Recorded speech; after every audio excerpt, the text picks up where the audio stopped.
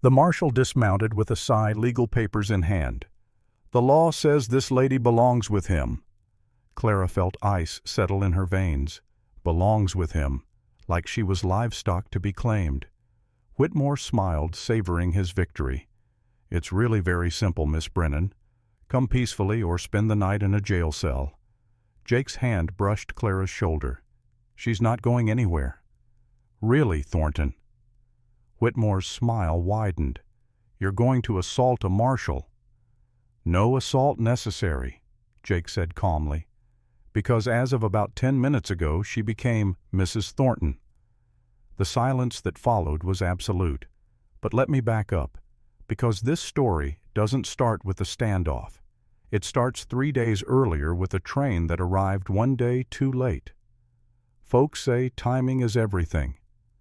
Clara Brennan learned that the hard way when she stepped off the westbound train on August 17, 1885.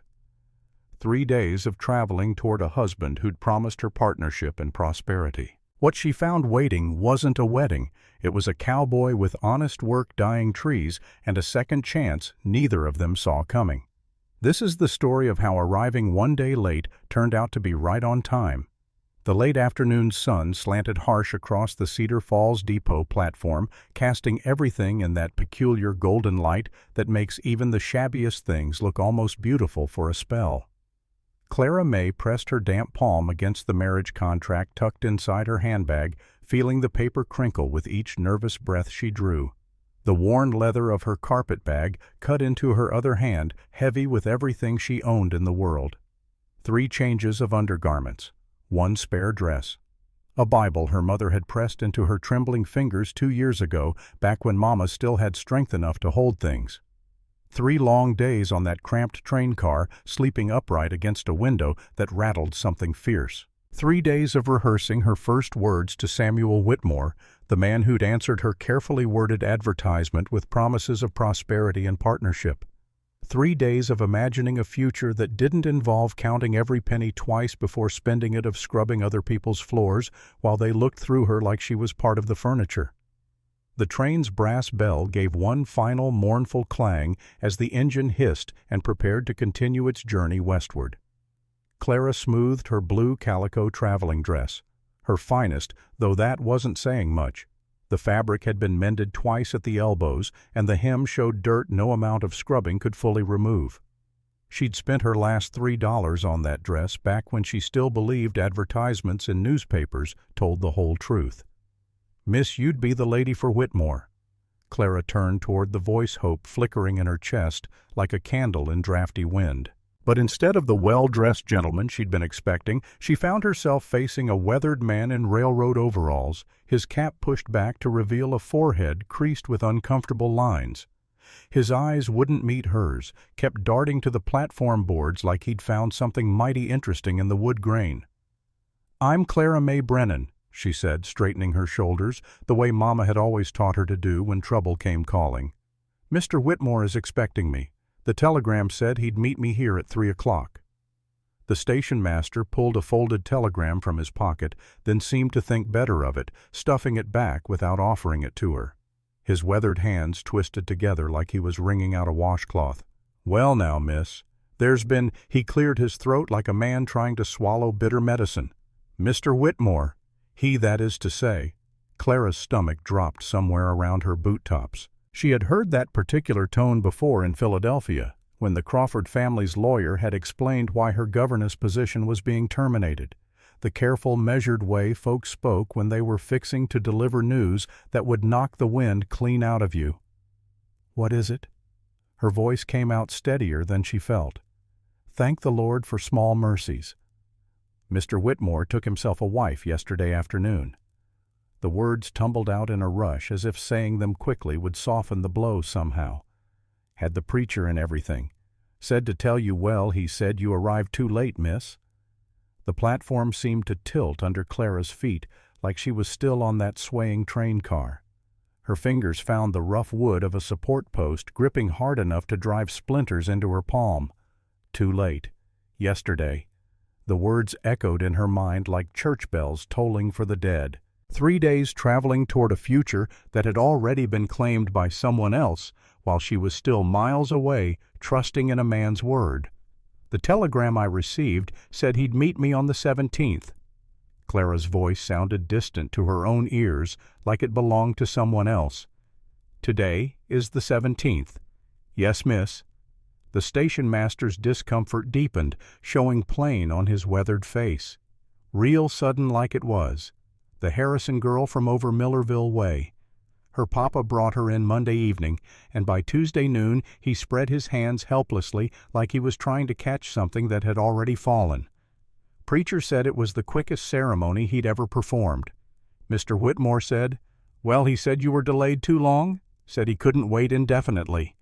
Clara stared at the man, trying to make sense of what he was telling her. Samuel Whitmore, the man who'd written such carefully polite letters about their coming partnership, who'd sent money for her train passage, who'd promised a comfortable home and steady companionship, had married another woman while she was still trusting in his word. While she was rattling across Kansas in a train car that smelled of coal smoke and other people's sweat, counting the miles to her new life. Did he say anything else? She had to stop and clear her own throat, which felt tight as a drawn bowstring. The station master pressed a small cloth pouch into her hands. The coins inside clinked together like wind chimes in a gentle breeze. "For your expenses," he said quietly. "Getting back home." Clara's fingers closed around the pouch automatically. She didn't need to open it to know it wasn't enough for a return ticket. The weight told her everything. Maybe enough for a meal and a night's lodging if she was careful. Maybe. Around her, the normal sounds of the depot continued as if the world hadn't just shifted on its axis. A dog barked somewhere in the distance. Children's voices carried on the afternoon breeze high and careless. The train whistle gave one last fading call as it disappeared around the bend toward the next town, carrying other passengers toward futures that might actually be waiting for them. Clara stood there in that golden light, holding everything she owned in the world, and felt smaller than she'd ever felt in her 24 years.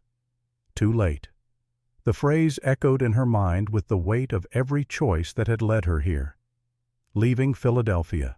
Selling Mama's wedding ring to pay for the advertisement. Believing a stranger's promises because the alternative was scrubbing floors until her back gave out or her pride finally broke. She became aware of someone watching her with the kind of careful attention that comes from understanding trouble when you see it. 30 feet away, a man leaned against a stack of grain sacks, his dark eyes taking in her situation with the steady gaze of someone who'd seen his share of disappointments. He was tall, lean, in the way of men who work hard for their daily bread, with sun-darkened skin and hands that looked like they knew their business. His clothes were clean, but well-worn. Cotton shirt rolled up to show strong forearms marked with old scars, canvas pants that had seen honest labor, leather vest that had molded itself to his frame over years of wear. Most distinctive was the hat, a good Stetson, weathered but cared for, pulled low over eyes that seemed to notice everything. Most men would have looked away when they realized they'd been caught staring. This one didn't. He straightened slowly, setting down the grain sack he'd been checking for holes, and walked toward her with a measured pace. There was something careful in the way he moved, like a man who'd learned to favor one side without wanting to show it. He walked like someone who'd spent years in a saddle, but something wasn't quite right. A hitch in his stride, barely visible, but there if you knew to look for it. Spurs jingled softly with each step, though Clara couldn't see a horse anywhere nearby. "Ma'am." He touched the brim of his hat, not in the flashy way of a man trying to impress, but with the simple courtesy of someone raised proper. "Couldn't help overhearing your situation." Clara lifted her chin, preparing to deflect whatever combination of pity and improper suggestions might be coming her way. She'd heard plenty of both during her journey west, though most men had at least waited until they were sure she was truly stranded before making their offers. "I'm managing just fine, thank you." The lie tasted bitter as medicine, but it was all the pride she had left. "I'm sure you are, ma'am." His voice carried no mockery, just a kind of steady calm that made her look at him more carefully. Dark eyes under the brim of that Stetson, a face that looked older than its years, weathered by sun and wind and things that leave marks deeper than weather. Strong jaw shadowed with stubble, mouth set in a serious line like smiling was something he'd forgotten how to do. "But I've got peach trees dying for want of help," he continued, "and you look like someone who knows the value of honest work." Clara blinked, certain she'd misheard him. Of all the things she'd expected to hear, an offer of employment wasn't among them. "I beg your pardon, got a homestead about 3 miles out." He gestured vaguely toward the hills beyond town. "Orchard's in trouble. This summer's drought has been mighty hard on everything that grows. Could use someone who isn't afraid of getting their hands dirty." He paused, studying her face with those dark eyes. "Pays not much, but there's a roof over your head and 3 meals a day." It wasn't charity, she realized with a start of surprise. It was business, practical, honest. "You don't know the first thing about me," Clara said carefully, testing the offer for hidden costs. "No, ma'am." He shifted his weight, and she caught the tiniest wince quickly hidden. "But I know you traveled a long way to get here. Know you're not the crying type even when you've got good reason to be. Know you're still standing straight when a lot of folks would have crumpled by now." He shrugged the gesture, somehow conveying both understanding and acceptance. "That tells me what I need to know." Clara looked around the depot platform. At the station master who'd already turned his attention to other business. At the empty track where her train had disappeared. At the small town beyond with its unfamiliar streets and uncertain prospects. Then she looked back at this stranger who'd offered her exactly what she hadn't dared to hope for. A chance to keep moving forward instead of backward.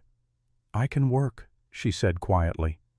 The words felt like stepping off a cliff, trusting that the ground would be there when she landed. "Figured you could." He picked up her carpet bag without asking permission, handling it like it weighed nothing at all. "Name's Jake Thornton. Got a wagon over yonder when you're ready. Clara May Brennan." "Well then, Clara May Brennan," he said, already heading toward a buckboard wagon hitched to a sturdy-looking horse. "Welcome to Cedar Falls." As she followed him across the platform, Clara felt something shift inside her chest. Not quite hope yet, but maybe the possibility of it. She'd come west looking for one kind of future and found that door slammed shut in her face. But perhaps, just perhaps, another door was opening instead. The buckboard wagon creaked and groaned over every rut in the dusty road, each jolt sending Clara's teeth chattering together like dice in a cup. Jake Thornton drove with the easy confidence of a man who knew every pothole and washout between town and home hands, steady on the reins, eyes scanning the horizon with the practiced gaze of someone who'd learned to read weather and distance. He didn't seem inclined toward conversation during the ride. Clara found herself grateful for the silence. It gave her time to study the countryside rolling past. Rolling hills covered in brown grass that crunched under the wagon wheels. Scrub oak trees with leaves curled tight against the summer heat. And everywhere the smell of dust and dying things, the scent of a land that had been too long without rain. The sun beat down with relentless intensity, the kind of heat that seemed to press the very air out of your lungs. Back in Philadelphia, August meant humid afternoons and evening thunderstorms. Here it meant a sky so blue it hurt to look at, and air so dry it seemed to pull the moisture right out of your skin. Clara studied the man beside her from the corner of her eye. Jake sat easy on the bench seat. His tall frame relaxed, despite the rough road. The reins moved through his calloused hands with practiced efficiency. Everything about him spoke of capability of a man who'd spent his life doing physical work and doing it well. But there were contradictions, too. The spurs on his boots worn and maintained with the care of someone for whom they meant something. The way he sat in the wagon seat, not quite comfortable, like someone more used to a saddle. And that careful way he moved, favoring his right side so slightly she wouldn't have noticed if she hadn't been looking for it. The homestead came into view as they topped a low rise, and Clara's first thought was that it looked smaller than she'd expected. A modest log cabin with a stone chimney. A small barn that had seen better days. Beyond that, rows of what must be the peach orchard Jake had mentioned. Even from this distance she could see something was wrong with the trees. "Been a hard summer," Jake said, as if reading her thoughts. He pulled the wagon to a stop near the cabin's front porch and set the brake with a sound like breaking kindling. Lost near half the orchard already. Clara climbed down from the wagon seat, her legs unsteady after 3 days of train travel, followed by the bone-jarring ride. The ground beneath her feet was hard-packed, earth cracked into irregular shapes like a broken dinner plate. When she walked, small puffs of dust rose with each step, coating her already dirty boots. The cabin up close showed signs of careful maintenance despite limited resources. The logs were chinked properly, the roof looked sound, and the porch boards, though weathered, were solid under her feet. A pair of worn boots sat beside the door. A saddle hung on the wall, oiled and cared for, though it looked like it hadn't been used in some time. "Let me show you what we're up against," Jake said, leading her toward the orchard. The devastation was worse up close than it had appeared from the road. Tree after tree stood like skeletons against the afternoon sky, their branches bare except for a few withered leaves that rustled with a sound like old paper. The ones that still showed signs of life weren't much better. Stunted fruit hanging like shriveled marbles. Leaves yellow around the edges and curled inward, the plant's desperate attempt to conserve water. Clara walked between the rows, her boots crunching on fallen peaches that had dropped before ripening. The sweet smell of rotting fruit mixed with the dusty air, creating an odor that spoke of waste and lost hope. This one still got a chance. Jake stopped beside a tree near the creek that ran along the property's eastern edge. The tree was larger than the others, its trunk thick and gnarled with age. Though its leaves showed the same stress as the rest, green still showed through the yellow, stubborn and determined. Few others, too, he continued, touching the bark with something like affection. "If we can get enough water to them." Clara looked at the creek, then back at the rows of struggling trees. The creek was maybe 50 yards from the farthest trees. "How much water more than we can carry?" Jake pulled off his hat and wiped his forehead with his sleeve, leaving a streak of sweat and dirt. "Less than we need. Been hauling buckets from the creek since June dawn to dusk every day." Clara calculated quickly. 50 yards of carrying heavy buckets across uneven ground. Over and over, day after day. Her back ached, just thinking about it. "Where would I sleep?" Jake nodded toward the cabin. "Got a small room off the kitchen. Nothing fancy, but it's clean and private." He paused, seemed to choose his words carefully. "I keep to myself, ma'am. You'd have your own space, your own door that locks from the inside. This is honest work for honest wages. Nothing more." Clara met his eyes, searching for any hint of deception or ulterior motive. What she found was a deep weariness, like a man who'd carried heavy loads for too long. But also something steady, reliable. They walked back toward the cabin as the sun began its descent toward the western horizon. Clara's dress was already damp with perspiration, despite having been outside for only a few minutes. What would it be like spending entire days under this merciless sun? The cabin's interior was dim after the bright sunlight and blessedly cooler. Jake showed her the small room he'd mentioned, barely large enough for the narrow bed and washstand it contained, but the walls were solid logs, and the single window had glass, not just shutters. "Supper's usually around 6, Jake said. "Nothing fancy, but there's always enough." Clara nodded, setting her carpet bag on the bed. The mattress was corn husks. She could tell by the rustling sound it made when she pressed down on it. Not the worst she'd slept on, though, far from the best. "Mr. Thornton." She turned to find him still standing in the doorway, hat in his hands. "About payment." "Just Jake. $1 a week plus room and board." His voice was matter-of-fact, businesslike. "Fair wage for fair work. $1 a week." Clara had hoped for more, but it was honest money honestly earned, and more than she'd have back home scrubbing floors for folks who looked through her like she was invisible. "That's acceptable." Jake nodded and started to turn away, then stopped. "Morning starts early around here. Sun up sometimes before. I'll be ready." After he left, Clara sat on the edge of the narrow bed and looked around her new home.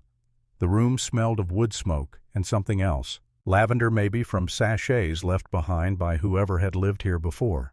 Through the small window she could see the orchard in the fading light, row upon row of struggling trees that represented her future now. Tomorrow she would begin the back-breaking work of trying to save them one bucket at a time. She had no illusions about how hard it would be. Her hands were soft from 2 years of indoor work as a governess. Her back wasn't used to bending and lifting. Her arms would tire after a dozen trips and she'd need to make hundreds. But she'd survived losing her parents, survived being dismissed from her position with no references because she'd refused to marry a man she didn't love, survived 3 days on a train to meet a husband who hadn't bothered to wait for her arrival. She would survive this too. Clara unpacked her few belongings, hanging the spare dress on a peg, setting the Bible on the small table beside the bed. When she opened it, a dried flower fell out pressed between the pages, a violet from Mama's garden in Philadelphia. Clara picked it up carefully, the petals fragile as old paper, and tucked it back inside. Outside, she could hear Jake moving around tending to the horses, the familiar sounds of evening chores on a working farm. The sounds were different from Philadelphia. No carriages rattling past on cobblestone streets, no vendors calling their wares, no gas lights hissing to life as darkness fell, just the soft nickering of horses, the creak of barn doors, the wind moving through dying trees. Jake Thornton had been a cowboy for 16 years before the stampede took that from him. Now he was a failed homesteader with dying trees and a body that couldn't do the one thing he was born for. But watching this Eastern woman refuse to quit, even when her world had fallen apart, maybe there was something to learn there. Maybe being a cowboy wasn't about the horse or the endless miles of trail. Maybe it was about not giving up when the road got hard. The next morning arrived with a violence that shocked Clara awake. Someone was pounding on her door like the world was ending. 4:30 came Jake's voice through the wood. "We got work to do." Clara dressed in darkness, fumbling with buttons and laces. When she emerged into the kitchen, Jake had coffee already made black and strong enough to stand a spoon in. He handed her a cup without comment, along with a piece of cornbread left over from last night's supper. "Ever ridden a horse?" he asked. "No." Clara wrapped her hands around the warm cup, grateful for something to hold on to. "You're about to learn." The morning air was cool, the only time of day that offered any relief from the heat. In the corral behind the barn, 4 horses waited. Jake led out a gentle-looking mare, brown, with a white blaze down her face. "This is Buttercup," he said. "Don't let the name fool you. She's got opinions." Clara stared at the horse, which suddenly seemed much larger up close than it had from a distance. Buttercup stared back with liquid brown eyes that seemed to see right through her inexperience. Jake showed her how to approach, how to let the horse smell her hand, how to run her palm along the warm neck. Then came the saddle. Blanket first, Jake explained, smoothing it across Buttercup's back. Then the saddle. "Watch how I cinch it. Too loose and you'll slide off. Too tight and you'll hurt her." He made it look effortless, his hands moving with the practiced efficiency of someone who'd done this 10,000 times. When it was Clara's turn to try, her fingers fumbled with unfamiliar straps and buckles. Like this, Jake said, his larger hands guiding hers, showing her the motion. His hands were warm and rough with calluses, careful not to linger longer than necessary. There you go. Mounting proved even more challenging. The first time Clara tried, she got her foot in the stirrup, but couldn't pull herself up. Buttercup shifted, and Clara hopped on one foot, clinging to the saddle horn, until Jake's hand on her elbow steadied her. Second attempt, she made it halfway up before sliding back down. Jake caught her, kept her from falling completely. "Heels down," he instructed. "Use your legs. Push up and swing over in one motion." Third attempt. Clara made it into the saddle. She sat there gripping the horn with both hands, feeling like she was perched on top of a mountain. "Relax," Jake said, and she could have sworn she heard the faintest hint of amusement in his voice. "Horse can feel your fear. Makes her nervous." "I'm not afraid," Clara lied. "Good. Because we got 20 head of cattle need moving to fresh pasture." The next hour tested every bit of Clara's determination. Buttercup seemed to know she had an inexperienced rider and tested her constantly. Stopping when Clara wanted to go. Going when Clara wanted to stop. Turning her head to look back at Clara with what could only be described as equine judgment. Jake rode alongside on a buckskin gelding he called Dusty. The horse was older, moved with the same careful gait as its rider. But when Jake wanted speed or quick turns, the horse responded like they were one creature anticipating every shift in weight, every subtle signal. Watching Jake ride was like watching someone speak a language Clara didn't know. There was a poetry to it, a communication that went beyond words. His body moved with Dusty's movements, absorbing the motion instead of fighting it. Even with the injury that made him favor his right side on the ground in the saddle, he looked whole.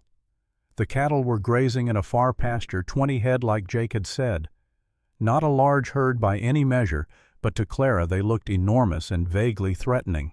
"We need to move them through that gate," Jake explained, pointing to an opening in the fence line about 200 yards away. "Your job is to ride behind them, keep them moving forward. I'll handle the front, get them going in the right direction." He made it sound simple. It wasn't. The cattle scattered the moment Clara approached, moving in every direction except the one she wanted. She tried yelling like she'd heard Jake do. The cattle ignored her completely. She tried waving her arms. One large bull turned to stare at her with red-rimmed eyes, and Clara's courage nearly failed. Then Jake was there, his rope singing through the air, redirecting the bull with expert precision. "Over here," he called to Clara. "Position yourself between them and the fence. Don't let them double back." They worked for an hour, Jake doing most of the actual herding, while Clara learned to read the cattle's body language, to anticipate their movements, to hold her ground when they tested her. By the time the last steer ambled through the gate, Clara's arms ached from gripping the reins. Her legs trembled from clutching the saddle, and sweat ran down her back despite the morning cool. But they'd done it. The cattle were in fresh pasture, already grazing on grass that still held a hint of green. Jake dismounted with that careful motion she was beginning to recognize pain quickly hidden behind practiced stoicism. "You did good," he said, and coming from him, the simple words felt like high praise. Clara tried to dismount the way Jake had, swinging her leg over and dropping to the ground. What she hadn't counted on was how much her legs had stiffened during the ride. The moment her feet hit earth, her knees buckled. Jake's hand caught her elbow, steadying her until she found her balance. "Easy there. First time in a saddle takes some getting used to." For a moment they stood close, his hand still on her arm, and Clara caught the scent of leather and horse and honest sweat. Then Jake stepped back, the moment broken professional distance restored. The afternoon brought the orchard work Clara had been dreading. Jake showed her the system he'd developed. 2 buckets balanced on a yoke across the shoulders. Fill them at the creek, carry them to the trees, pour the water around the roots where it would do the most good. Clara managed 3 trips before her shoulders began to scream in protest. 6 trips and blisters formed on her palms where the rope handles bit into soft skin. By the 10th trip, one of the blisters had burst, leaving raw flesh that burned with every grip of the bucket. She kept going. Jake worked 20 yards away, moving between the withered peach trees with steady rhythm. His shirt darkened with sweat across the shoulders, and his limp became more pronounced as the afternoon wore on, but he never slowed, never stopped. If he could keep working despite pain, so could she. The sun climbed higher, pressing down like a wool blanket in July. Clara's brown work dress clung to her back and under her arms, the fabric pulling and tugging with every movement. Her hands burned. Her shoulders ached. Her back felt like someone had driven hot knives into the muscles on either side of her spine. By her 20th trip to the creek, she was moving on pure stubbornness alone. Waters got to find the roots Jake called from beside a tree that still showed patches of green among its yellowing leaves. He was crouched down, using his finger to trace a shallow depression around the tree's base. "See how the ground's shaped here?" Clara set down her buckets and walked over, grateful for any excuse to rest her burning hands. "Tree's been reaching for water so long it carved out its own little basin," Jake explained, not looking up from his work. "Pour the water there and it soaks down where it's needed instead of running off." Clara studied the pattern, seeing how the earth had formed itself around desperation, around need. Like everything else in this harsh land, the trees had learned to adapt or die. She returned to her buckets, aimed for those natural basins, watched the precious water disappear into thirsty earth with a soft gulping sound that seemed almost grateful. The world tilted without warning. One moment Clara was bending to fill her buckets, the next the creek bank rushed up to meet her knees. She found herself gripping the bucket handles like anchors while the landscape swayed gently around her, everything slightly out of focus. The water looked so cool, so impossibly inviting. She could see minnows darting between the rocks, quicksilver flashes in the clear current. It would be so easy to just lie down for a moment to let the water cool her burning skin. Easy there. Jake's voice seemed to come from a great distance, though when Clara looked up, he was crouched right beside her. His face was shaded by the brim of his Stetson, but she could see concern in the set of his mouth and the way his dark eyes studied her face. "Just need a moment," Clara managed, though her tongue felt thick and unwieldy in her mouth. "Need more than a moment." Jake took the buckets from her hands and set them aside. "Need water inside you, not just on your hands." He produced a battered tin cup from his shirt pocket and dipped it in the creek. The water that emerged was crystal clear, cold enough that droplets formed on the cup's surface almost immediately. "Slow sips," Jake warned, holding the cup out to her. "Too fast and your stomach will reject it." The water was sweet and cold and tasted faintly of the stones it had flowed over. Clara forced herself to drink slowly, though every instinct screamed at her to drain the cup in desperate gulps. The liquid seemed to spread through her body like morning sunlight, cooling her from the inside out. "Better," Clara nodded, not trusting her voice. The world had stopped its gentle spinning, and her legs felt more solid beneath her. "Heat takes some getting used to," Jake said, refilling the cup without being asked. "Especially if you're not born to it. Desert heat's different, pulls the moisture right out of you. Got to drink before you feel thirsty, or you'll spend the whole day trying to catch up." He settled back on his heels, studying her with those dark eyes that seemed to notice everything. "You don't have to prove anything you know." "I'm not trying to prove anything," Clara said, the words coming out sharper than she'd intended. "I'm trying to work. Working yourself into the ground won't save any trees." Clara finished the second cup of water and handed it back, their fingers brushing briefly in the exchange. His hands were calloused and steady warm, despite the cool water he'd been handling. "I can do this job," she said quietly. "Never said you couldn't." Jake stood and offered her his hand. "But you can do it smart too." Clara let him help her to her feet, hating how much she needed the assistance. Her legs felt like they were made of water instead of bone and muscle. "Shorter trips from now on," Jake said, picking up her abandoned buckets. "More frequent but easier on your hands. That's not efficient. Efficient is whatever keeps you upright long enough to get the job done." The rest of the afternoon passed in a haze of smaller loads and more frequent water breaks. Clara's blisters didn't heal, but she learned to hold the buckets differently, spreading the weight across her palms instead of concentrating it on the worst spots. Her legs stopped trembling, though they still felt like they belonged to someone else.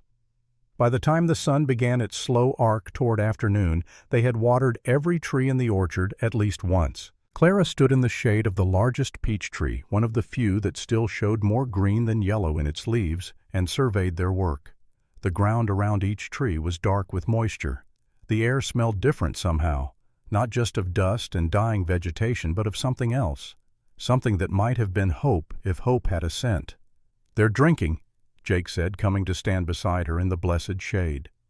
Clara looked at the nearest tree and realized he was right. The water they'd poured around its base had soaked completely into the earth, leaving only the faintest trace of dampness on the surface. Somewhere below, invisible roots were pulling that moisture deep into wood that had been thirsting for months. Will it be enough? For today. Jake pulled off his hat and wiped his forehead with his sleeve. His hair stuck up at odd angles, dark with sweat. Tomorrow we'll do it again. The simplicity of that statement was both daunting and oddly comforting. Tomorrow they would carry water. The day after that they would carry more water. Day after day, until the trees lived or died, until the drought broke or didn't, until something changed the equation entirely. Clara's stomach chose that moment to remind her that she hadn't eaten since the piece of cornbread at dawn. The hollow ache in her middle had been easy to ignore while she was focused on the work, but now it demanded attention with sharp insistence. Hungry Jake asked, as if he'd heard her stomach growling. Clara nodded, not trusting herself to speak around the sudden intensity of her appetite. They walked back toward the cabin in comfortable silence, their shadows growing longer as the afternoon light slanted through the surviving peach leaves. Clara's boots squelched with each step, and she could feel grit working its way between her toes where the wet leather had stretched and warped. The cabin felt blessedly cool after hours in the direct sun. Jake moved around the small kitchen with practiced efficiency, pulling ingredients from shelves and cabinets that Clara was only beginning to recognize as her new home. Cornmeal from a large tin container, bacon grease from a covered crock that sat near the stove, salt from a small wooden box, water from a covered bucket on a stand by the back door.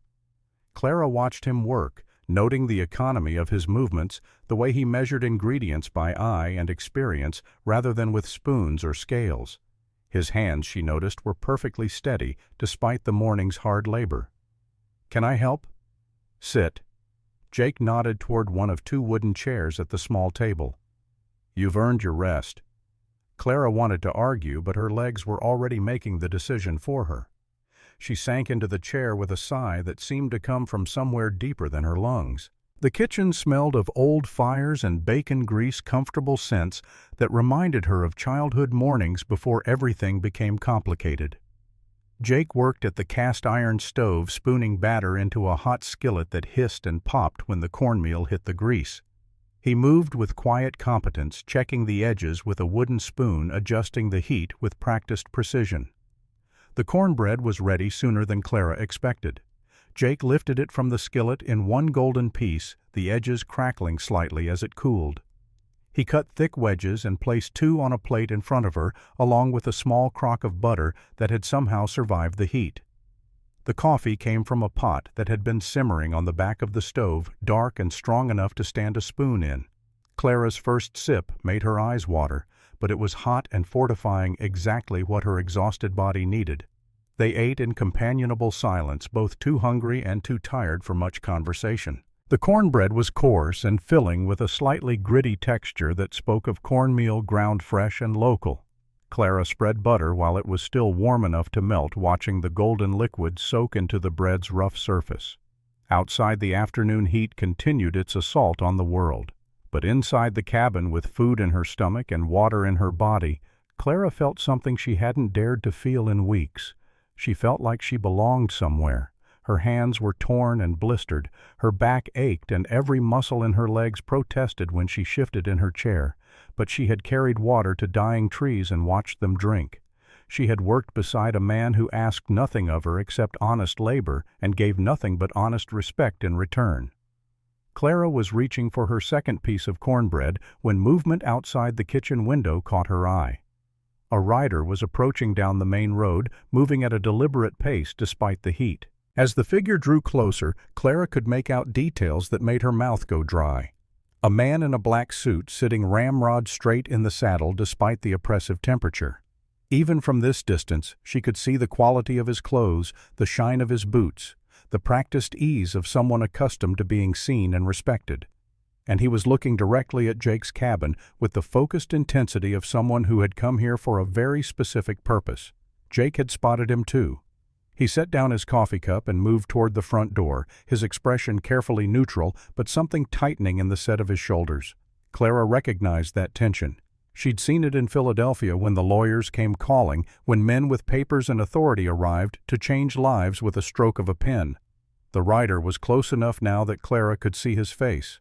Handsome in a polished way that spoke of indoor work and careful grooming. Perhaps 40 years old, with the confidence of a man who'd never been truly denied anything he wanted.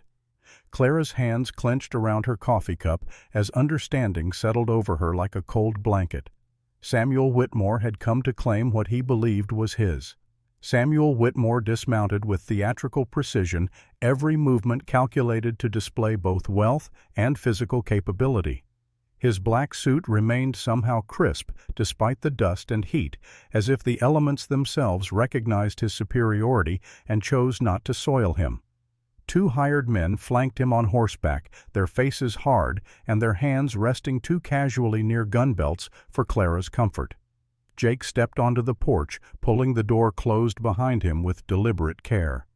Clara watched through the kitchen window, her heart hammering against her ribs like a trapped bird. Thornton. Whitmore's voice carried clearly across the yard, smooth as expensive whiskey. I see you've taken in my runaway bride. Charitable of you. Miss Brennan works for wages. Jake's voice was flat as still water. Nothing charitable about honest labor. Whitmore's smile never reached his eyes. Still, the law sees things differently. A contract is a contract, Thornton. I paid good money for that train ticket. $50 to be precise. Clara's hands trembled as she set down her coffee cup. $50. More than she could earn in months. The weight of that debt pressed down on her chest like a physical thing. You married another woman, Jake said. Contract's void. My lawyer disagrees. Whitmore pulled a folded document from his jacket pocket, the paper crisp and official-looking. Miss Brennan was contracted to arrive on the 15th. She arrived on the 17th. That constitutes breach of contract on her part. My marriage to Miss Harrison was entered into under the reasonable assumption that Miss Brennan had abandoned her obligations. The words were carefully chosen, each one a trap disguised as logic.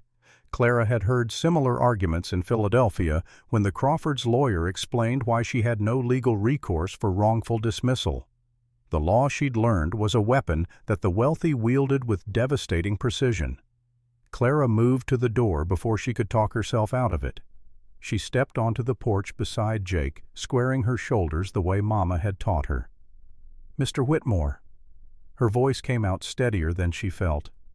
The telegram you sent specified the 17th as the arrival date. I fulfilled my obligation to the letter. Whitmore's attention shifted to her with the focused intensity of a hawk spotting prey. His eyes traveled over her appearance, taking in the sweat-stained dress, the dirt-caked boots, the raw blisters visible on her hands. Something flickered in his expression. Not desire, Clara realized. Calculation. Miss Brennan, how unfortunate that you've been reduced to manual labor. He gestured at the dying orchard with one gloved hand. Surely you can see that Mr. Thornton's homestead is failing. In 6 months, perhaps less, he'll lose everything to the bank. Is that really the future you want, better than being property to a man who views marriage as a business transaction? Whitmore's smile thinned to something sharp as a knife blade. All marriages are business transactions, Miss Brennan. The question is simply whether both parties understand the terms. I offered you security, comfort, a position of respect in the community. What has Thornton offered you? Blistered hands and a dying farm. Jake's jaw tightened, muscles clenching visibly. Clara could feel the anger radiating off him like heat from a stove. He's offered me honest work and honest treatment, Clara said, which is more than you've done. For a long moment, Whitmore simply stared at her. Then his expression shifted, the mask of civility dropping away to reveal something cold and calculating beneath. Very well. He refolded the document and tucked it back into his jacket. I came here today as a courtesy to offer you one final chance to fulfill your obligations without legal intervention. Since you've declined, you leave me no choice. He mounted his horse with the same theatrical precision he'd used to dismount. The two hired men shifted in their saddles, hands still resting near their weapons. You have 3 days, Miss Brennan. After that, I'll have the territorial marshal serve you with a writ of specific performance. The law is quite clear on the matter of breach of contract. You accepted consideration. You agreed to terms. The courts will compel you to honor that agreement. He wheeled his horse around, then paused. Oh, and Thornton, I'll be sure to mention to the bank board how you're harboring another man's contracted bride. I'm certain they'll find that very interesting when they review your loan application next month. The threat hung in the air like smoke as Whitmore and his men rode away, leaving nothing but dust and dread in their wake. Clara's legs gave out. She sat down hard on the porch steps, her hands shaking so violently she had to press them against her knees to make them stop. Jake remained standing, watching the riders disappear down the road. His profile was carved stone, revealing nothing of what he felt. "I'm sorry," Clara whispered. "I've brought trouble to your door." Jake was quiet for a long moment. When he finally spoke, his voice was rough around the edges like sandpaper on raw wood. "Had a situation before. Different woman, different circumstances, but people talked then too." Clara waited, sensing there was more to come, that this admission had cost him something. Her name was Sarah Mitchell. Jake moved to sit beside Clara on the steps, keeping a careful distance between them. This was 10 years back when I was still riding trail. Met her at a church social in Millerville. He pulled off his hat, turning it slowly in his hands. Pretty girl, sweet disposition, had clear ideas about how life should go. What kind of ideas? The usual kind. Nice house store-bought dresses, children who'd never know what it meant to go without. Jake's mouth curved in a smile that held more understanding than bitterness. Problem was, I couldn't give her those things. Not then, anyway. What happened? Whitmore happened. Jake set his hat on the step beside him. He was courting her too. Successful businessman, owned shares in the bank even back then. Her parents approved of him.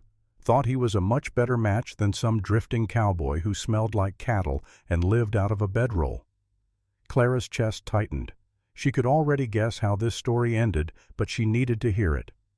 Sarah chose me anyway, Jake continued. Said she'd rather have love and uncertainty than comfort and emptiness.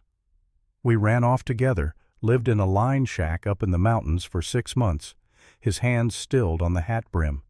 Happiest 6 months of my life. Then her father found us. Threatened to have me arrested for abduction, corruption of morals, about a dozen other charges. Said he had the sheriff and the judge in his pocket, and I'd rot in prison unless Sarah came home. And she went, Clara said softly. Jake nodded. Said she couldn't let me go to jail for loving her. Married a banker from Denver 2 weeks later. Man named Howard Brennan. Not Whitmore, but close enough to what her parents wanted. Sarah went back. Married a wealthy banker from Denver 2 weeks later. I left Colorado, spent the next 5 years driving cattle, trying to forget. Jake moved to the table, sat down heavily in one of the wooden chairs. Then 2 years ago, I got a letter from her sister. Sarah had died in childbirth. The baby, too. She'd been married for 3 years. I'm sorry, Clara said the words, feeling inadequate. I heard about it third hand months after it happened. By then, she was already in the ground. I'm sorry, Clara whispered. I didn't know. How could you? Jake picked up his hat again, studying it like he'd never seen it before. But now you understand why Whitmore hates me. He courted Sarah too back then. When she chose me instead of him, it burned his pride something fierce. Then when she eventually married someone else, someone safe and respectable, and died anyway. He blames you. He blames me for all of it. For stealing her heart in the first place. For not being good enough to keep her. For every moment of happiness she had with me that he never got to give her. Jake's voice was rough with old pain. And now he's got a chance to hurt me back by taking you. Clara stared at the dying orchard, seeing it with new eyes. The trees weren't the only things struggling to survive here. Jake was fighting his own drought, one that had lasted 10 years and showed no signs of breaking. He doesn't want me, she said quietly. He wants to destroy you. Then we don't give him the satisfaction. How? Clara turned to face him. You heard him. 3 days, then he brings the marshal. The law is on his side. I signed a contract, took his money for the train ticket. In the eyes of the law, that makes me his property. Jake's jaw tightened. You're not property. You're a person. Try telling that to a territorial judge. Clara's laugh was bitter. I've seen how this works, Jake. Back in Philadelphia, a woman tried to break her indenture contract. Said her employer was cruel, made her work 18-hour days, beat her when she made mistakes. The judge sent her back anyway. Said a contract was a contract, and she should have thought about that before taking the position. Jake stood abruptly, pacing the length of the porch like a caged animal. There has to be a way. Some legal loophole, some argument. There is one way, Clara said slowly, the idea forming even as she spoke it. If I were married to someone else, Whitmore's contract would be void. No court would force a woman to break her marriage vows to honor a previous agreement. Jake stopped pacing. His eyes met hers, dark and unreadable. You're saying we should marry. I'm saying it's the only legal option that doesn't end with me in chains. The silence that followed was broken only by the sound of wind moving through dying leaves, a dry whisper that spoke of things beyond saving. I swore I'd never marry again, Jake said finally. After Sarah, after watching what that did to both of us, I told myself it wasn't worth the risk. This wouldn't be like that. Clara stood moving to the porch railing. This would be a business arrangement. Legal protection, nothing more. We could annul it later once Whitmore gives up. If he gives up. Men like that don't quit easy. Then we stay married until it's safe. Clara turned to face him. You need help with the homestead anyway. I need a roof over my head and protection from a man who thinks he owns me. It's practical. Jake studied her face, searching for something. What he was looking for, Clara couldn't say. You deserve better than a marriage of convenience to a broken-down cowboy, he said quietly. And you deserve better than carrying water alone until your leg gives out completely. Clara crossed her arms. We both deserve a lot of things we're not going to get. Question is, are we going to help each other survive, or are we going to let Whitmore win? Jake's hand went to his right thigh, rubbing absently at the old injury. It was the first time Clara had seen him acknowledge the pain directly. 3 days, he said. Let me think on it. But events would not wait for careful consideration. The next morning brought Helen Porter a widow who owned the neighboring ranch. She arrived in a sturdy buggy, pulled by a matched pair of bays, her black dress somehow crisp despite the dust and heat. Everything about her spoke of competence and no-nonsense practicality, from her sensible boots to the way she handled the reins. Mr. Thornton, she called from the buggy seat. Might I have a word? Jake emerged from the barn, hay dust on his shirt and wariness in his eyes. Clara watched from the cabin doorway, uncertain whether to make herself known. Mrs. Porter, Jake said, touching the brim of his hat. What brings you out this way? Helen set the brake and climbed down with the careful movements of someone who understood that dignity mattered even in small things. I've come to speak with you about your house guest. Miss Brennan works here, Jake said carefully. Nothing improper about hiring help. I'm sure that's true. Helen smoothed her skirts, her sharp eyes taking in every detail of the homestead. Nevertheless, people are talking. A young woman, unmarried, living alone with an unmarried man. You know how that looks. Clara stepped onto the porch, unwilling to let others discuss her situation as if she weren't present. Mrs. Porter, I appreciate your concern, but I assure you, Mr. Thornton has been nothing but respectful. I have my own room, my own space. This is honest employment, nothing more. Helen turned her attention to Clara, and those sharp eyes seemed to see right through to bone.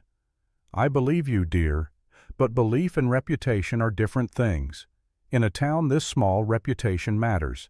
It can mean the difference between community support and social exile. We don't need the community's approval to do honest work, Jake said. Don't you? Helen's voice was gentle but firm. Who do you think you'll sell your peaches to when they finally produce? Who'll buy your cattle? Who'll extend credit at the general store when money gets tight? You may not need approval, Mr. Thornton, but you certainly need cooperation. Clara felt the trap closing around them from a different direction. Whitmore's legal threats from one side, social pressure from the other. No matter which way they turned, the walls were closing in. There's a simple solution, Helen continued. Marriage. A proper wedding witnessed by the community, with all the legal protections that entails. We barely know each other, Clara said. My husband and I met on a Monday and married on a Friday. Helen's voice softened slightly. We had 32 years together before he passed. Sometimes the best marriages are the ones built on mutual need and mutual respect rather than fleeting passion. And if we don't marry, Jake asked, then I suspect Whitmore will make both your lives very difficult. Helen gathered her reins. He's already spreading rumors in town, saying Miss Brennan is a woman of loose morals who abandoned her contract to live in sin with you, saying you're the kind of man who would steal another man's intended bride. That's a lie, Clara said hotly. Of course it is, but lies spoken by wealthy men carry more weight than truth spoken by struggling farmers. Helen climbed back into her buggy. I'm not here to pressure you. I'm here to warn you. Whitmore has influence. He sits on the bank board, owns shares in half the businesses in town. If he wants to destroy you, he has the means to do it. She released the brake, preparing to leave. One more thing. My son Thomas and I would be happy to stand as witnesses should you decide marriage is the prudent course. And if you need a place for Miss Brennan to stay in the meantime to preserve appearances, our door is open." After Helen left, Clara and Jake stood in the yard, the dust from her buggy slowly settling around them. "She's right," Clara said. "About all of it." "I know. So what do we do?" Jake was quiet for a long moment, his gaze fixed on the distant hills. "When Sarah died, I told myself I'd never put myself in that position again. Never care enough about someone that losing them could break me." "This isn't the same," Clara said gently. "We're not in love. This is survival." "Is it?" Jake turned to look at her, and something in his expression made Clara's breath catch. "Because I'm starting to think maybe caring about someone isn't just about romance. Maybe it's about seeing someone work until their hands bleed and refusing to quit. Maybe it's about watching someone face down their worst fear and stand tall doing it." Clara's throat tightened. "Jake, I'm not saying I love you," he continued quickly. "I'm saying I respect you. And maybe that's a better foundation than what Sarah and I had." Before Clara could respond, the sound of hoofbeats interrupted them. Multiple horses moving fast. Sheriff Barrett appeared over the rise, accompanied by 2 deputies. The silver star on his vest caught the morning sun glinting like a warning. "Jake Thornton," the sheriff called as he reined in his horse. "I've got papers for you to sign." "What kind of papers?" "The kind that say you're harboring property subject to legal claim." The sheriff's face was apologetic but firm. "Samuel Whitmore has filed a complaint with the territorial court. Says you're interfering with a valid contract." Clara stepped forward. "I'm not property, Sheriff. According to the contract you signed, you agreed to marry Samuel Whitmore in exchange for consideration received. That's a binding legal agreement, Miss Brennan." Barrett pulled a folded document from his saddlebag. "The judge has issued a writ of specific performance. You're ordered to appear in court tomorrow morning to show cause why you shouldn't be compelled to honor your agreement." "Tomorrow," Clara's voice rose. "You said 3 days." Whitmore moved up the timeline. Barrett looked genuinely regretful. "I'm sorry, miss, but the law is the law." Jake's hand moved to Clara's shoulder, a gesture of protection and solidarity. "She'll be there," he said quietly, "with legal representation." After the sheriff left, Clara turned to Jake. "I don't have money for a lawyer. Don't need one." Jake's jaw was set in determined lines. "We're going to solve this a different way."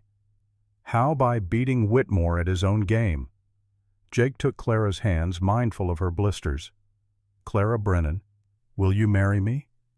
"Not for love, though I won't lie and say I don't feel something growing, but for protection. Legal binding protection that even Whitmore's lawyers can't break." Clara stared at him, her heart pounding. This morning she'd been suggesting marriage as a theoretical solution. Now it was real, immediate, terrifying. What if it doesn't work? What if the judge still sides with Whitmore? Then at least we tried. Jake's grip on her hands tightened slightly. "But I think it will work. Territorial law is clear. A woman's marriage vows supersede previous contracts.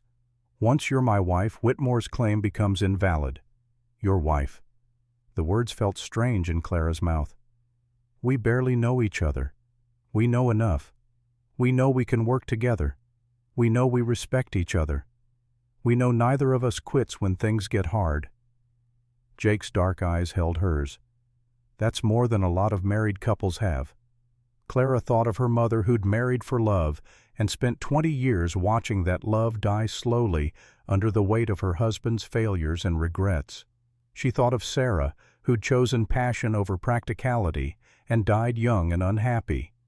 Maybe Jake was right. Maybe respect and partnership were better foundations than romance. "Ask me again tomorrow morning," she said. "If I still say yes with a clear head, then we do it." "Fair enough." They spent the evening preparing for the next day, though neither spoke much about what it meant. Clara mended her blue calico dress, the one she'd worn when she arrived. It would have to serve as a wedding dress. Jake cleaned his best shirt, the one without patches, and polished his boots until they gleamed. As darkness fell, they sat on the porch watching stars emerge in the clear night sky. The air had finally cooled, bringing relief from the day's brutal heat. "Tell me about being a cowboy," Clara said. What was it like? Jake was quiet for a moment, as if sorting through 16 years of memories to find the ones worth sharing. "Best job I ever had," he said finally. "Worst job too, depending on the day. 16 hours in the saddle, eating dust, drinking coffee strong enough to strip paint, sleeping on the ground in all weather, losing cattle to rustlers, rivers, stampedes. Sounds terrible." It was. Jake's voice held something that might have been nostalgia. It was also the freest I've ever felt. Out there on the trail, nothing mattered but the work. Didn't matter if you were rich or poor, educated or ignorant. What mattered was whether you could do the job, whether you could be counted on when things went bad. Is that why you became a cowboy? Became a cowboy because it was the only job I could get at 16 with no education and no family. Jake stretched his bad leg out, grimacing slightly. Stayed a cowboy because I was good at it. Because it gave me purpose. Do you miss it? Every day. The admission seemed to cost him something. Every single day I wake up and for just a moment I forget. I think I need to check the horses, prepare for the day's ride. Then I try to stand and my leg reminds me. That life's over. "You're still a cowboy," Clara said. "Just doing different work." Jake turned to look at her, surprise evident in his expression. "Cowboys don't quit," Clara continued. "You told me that the first day. You said being a cowboy meant not giving up when the trail got hard. You're still doing that, just with trees instead of cattle." Something shifted in Jake's face, a subtle relaxation of muscles held tight for too long. "Never thought of it that way," he said quietly. They sat in comfortable silence, watching the stars wheel slowly overhead. Somewhere in the distance, a coyote called its voice, lonely and wild. "Clara," Jake said eventually, "about tomorrow. If you change your mind, I'll understand. We'll find another way." "I won't change my mind." "How can you be sure?" "Because I've already lost everything once." Clara kept her eyes on the stars. "When Mama died, I had to sell everything we owned to pay her medical bills. The furniture, the dishes, even her wedding ring.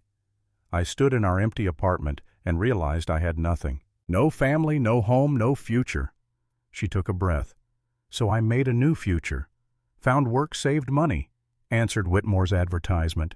"And when that fell apart, I was ready to make another new future. I'm good at starting over, Jake. It's practically the only thing I'm good at." "That's not true," Jake said. "You're good at plenty of things. You learn fast. You don't quit. You stand up to men like Whitmore even when you're terrified." "How do you know I was terrified? Because I was terrified too." Jake's admission hung in the night air between them. "Still am, if I'm being honest." "Of what?" "Of failing again. Of not being enough. Again." Jake's voice was rough. "Of watching another woman I care about get hurt because I couldn't protect her." Clara's chest tightened. "You won't fail. You don't know that." "No, but I know you'll try, and sometimes that's all we can do." The stars continued their slow wheel overhead, indifferent to human struggles and fears. In the morning, everything would change. They would stand before a judge and speak vows that would bind them together legally, if not emotionally. But for now, they sat in the darkness, two people who'd found each other by accident, and were choosing deliberately and consciously to face whatever came next together. Tomorrow would bring its own challenges. Tonight, they had this moment of quiet understanding, and that would have to be enough. The sky was just beginning to lighten when Clara rose the next morning, her stomach churning with nerves. Today, she would marry a man she'd known for less than a week. Today, she would stand in front of a judge and speak vows that would change everything. She dressed carefully in her blue calico, wishing desperately for something prettier, something more appropriate for a wedding. But this was what she had, and it would have to do. When she emerged from her room, Jake was already dressed in his cleanest shirt and polished boots. He stood by the window, hat in his hand, staring out at the dying orchard. "Ready?" he asked without turning around.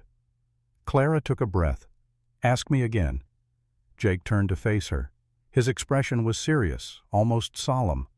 "Clara Brennan, will you marry me?" "Yes." The single word seemed to echo in the small cabin, carrying weight far beyond its simple syllable. "Then let's go get married." They rode to town in Jake's buckboard, the morning air cool and fresh before the day's heat could build. Neither spoke much during the journey.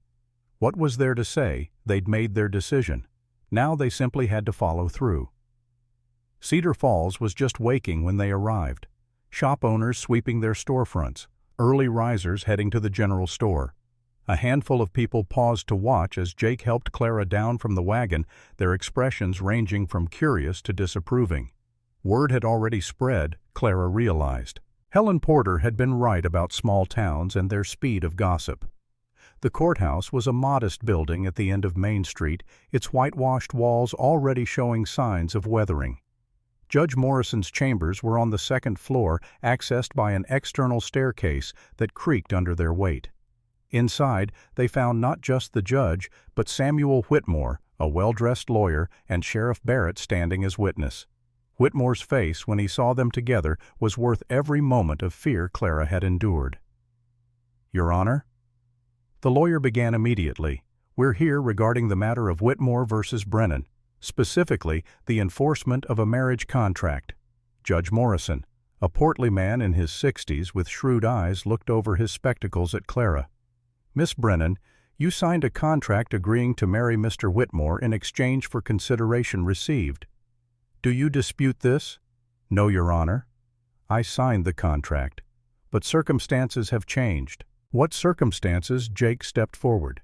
"She married me, Your Honor, this morning before we came here." The silence that followed was absolute. Whitmore's face went purple. "That's impossible. The hearing was scheduled for 9 o'clock. "It's 8:30 now," Jake said calmly. "We were married at 8. "By whom?" The judge's voice was sharp. "By me, Your Honor." Pastor Davis entered the chambers slightly out of breath from climbing the stairs. "I performed the ceremony at Mr. Thornton's homestead approximately 30 minutes ago.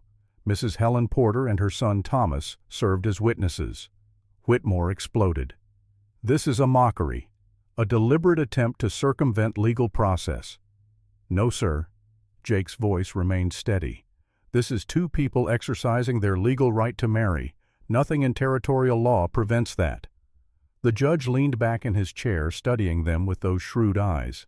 "You're telling me that you two, who have known each other less than a week, decided to marry this morning out of genuine affection?" "We're telling you we made a legal binding marriage contract," Clara said, lifting her chin. "Our reasons are our own business." "Your Honor, this is clearly fraud," Whitmore's lawyer insisted. "A sham marriage designed specifically to avoid Mr. Whitmore's legitimate claim." "Prove it," Jake said quietly. The lawyer sputtered. "It's obvious. The timing alone. Timing proves nothing except that we acted quickly." Jake's hand found Clara's, their fingers intertwining. "We're married, legal and proper, with witnesses and a man of the cloth. That's all the law requires." Judge Morrison studied them for a long moment. Then he sighed, a sound of weary resignation. "Mr. Caldwell, much as it pains me to say this, Mr. Thornton is correct. A valid marriage supersedes previous contracts of this nature, has done since the territorial statute of 1868. Your Honor, you can't possibly." "I can and I must." The judge banged his gavel once. "The marriage between Jacob Thornton and Clara Brennan is recognized as valid and binding. Mr. Whitmore's contract is hereby declared null and void. Case dismissed." Whitmore's face was a study in barely controlled rage. "This isn't over, Thornton." "Yes," Jake said quietly. "It is." But even as they left the courthouse, Clara felt a chill run down her spine. She'd seen the look in Whitmore's eyes, the cold calculation, the absolute refusal to accept defeat. Men like Samuel Whitmore didn't give up. They simply changed tactics. And sure enough, as they descended the courthouse steps, Whitmore caught up to them. "Congratulations on your marriage," he said, voice dripping with false civility. "I hope you'll both be very happy, for however long it lasts." "What's that supposed to mean?" Clara asked. "Only that married life can be expensive." Whitmore's smile was sharp, especially when one has debts to pay. "I trust the bank will be in touch soon, Mr. Thornton, about that loan payment coming due." He walked away, leaving his threat hanging in the morning air like poison. "What loan?" Clara asked quietly. Jake's jaw was tight. "I'll explain later. First, let's get home." But Clara already understood. Whitmore hadn't given up. He'd simply found a new weapon. If he couldn't have Clara through legal contract, he would destroy Jake financially and take everything anyway. The war wasn't over. It had only just begun. Samuel Whitmore dismounted with the practiced ease of a man who owned good horses but rarely did hard riding. His boots hit the packed earth with barely a sound expensive leather that had never known honest wear. He smoothed his coat with one hand, adjusted his hat with the other, every movement calculated to display wealth and control. Two men flanked him, hired hands by the look of them, hard-faced men with guns on their hips and the careful eyes of those paid to intimidate. They didn't dismount, just sat their horses and watched hands resting casual near their weapons. "Thornton." Whitmore's voice carried across the yard smooth as aged whiskey and twice as dangerous. "I see you've taken in my runaway bride. Charitable of you." Jake stepped onto the porch, pulling the door closed behind him with deliberate care. His movement put his body between Whitmore and the cabin, between the threat and Clara. She could see the tension in his shoulders the way his right hand hung loose at his side, ready. "Miss Brennan works for wages," Jake said, his voice flat as still water. Nothing charitable about honest labor. Whitmore's smile never reached his eyes. "Still, the law sees things differently. A contract is a contract, Thornton. I paid good money for that train ticket. $50 for her passage, another $20 for the arrangement fee. That's $70 that says she belongs with me." Clara felt something cold settle in her stomach. $70. More money than she'd seen in 2 years of work. More money than she could hope to repay in a lifetime of carrying water buckets. She pushed through the door before Jake could stop her stepping out onto the porch to face the man who'd promised her a future and then married someone else while she was still trusting his word. "You married another woman?" she said, her voice steadier than she felt. "The contract is void." Whitmore turned his attention to her for the first time, and Clara felt the weight of his gaze like a physical thing. He studied her the way a man might study a horse at auction, assessing value, noting flaws, calculating worth. "My lawyer disagrees," he said. "The Harrison girl was a temporary arrangement, a mistake made in haste while I believed you had abandoned our agreement. Now that you've arrived, I'm prepared to honor my original commitment." He pulled a folded document from his coat pocket. "I have here a legal opinion from Judge Morrison himself confirming that our contract remains binding." Jake's jaw tightened, a muscle jumping beneath the stubble. "Morrison's your poker buddy, and you know it. Nevertheless, he's also the territorial judge." Whitmore refolded the papers with meticulous care. "The law is quite clear on this matter. Miss Brennan entered into a legal agreement. She accepted monetary consideration. She is obligated to fulfill the terms of that contract." The afternoon sun beat down on them, heat rising in visible waves from the packed earth. One of Whitmore's hired men shifted in his saddle leather, creaking. The sound seemed unnaturally loud in the silence that followed. "I won't go with you," Clara said quietly. "You abandoned the contract first when you married another woman." Whitmore's expression didn't change, but something cold flickered in his eyes. "That's not how the law sees it. But I'm a reasonable man. I'm prepared to offer you a choice, Miss Brennan. Come with me now willingly, and we'll proceed as originally planned. Refuse, and I'll be forced to involve the territorial marshal." He paused, letting the threat sink in. Harboring another man's contracted bride is a serious offense in Colorado territory. Mr. Thornton could face charges of interference with lawful marriage arrangements. Jake took a step forward, his hands curling into fists. Whitmore's men tensed hands, moving toward their guns. The moment stretched tight as a drawn bowstring, violence hanging in the air like the promise of thunder. 3 days, Whitmore said, his voice cutting through the tension. "I'm giving you 3 days to come to your senses, Miss Brennan. After that, I'll return with the marshal and legal papers." He swung back into his saddle with fluid grace. "I'd advise you to spend that time considering your options carefully." He started to turn his horse, then paused, looking down at Jake with something that might have been satisfaction. "You know Thornton? This reminds me of another time. Another woman who thought she could choose the poor cowboy over security and respectability." He let the words hang in the air, watched Jake's face go pale. "We both know how that ended, don't we?" Jake's fists clenched, tighter knuckles going white.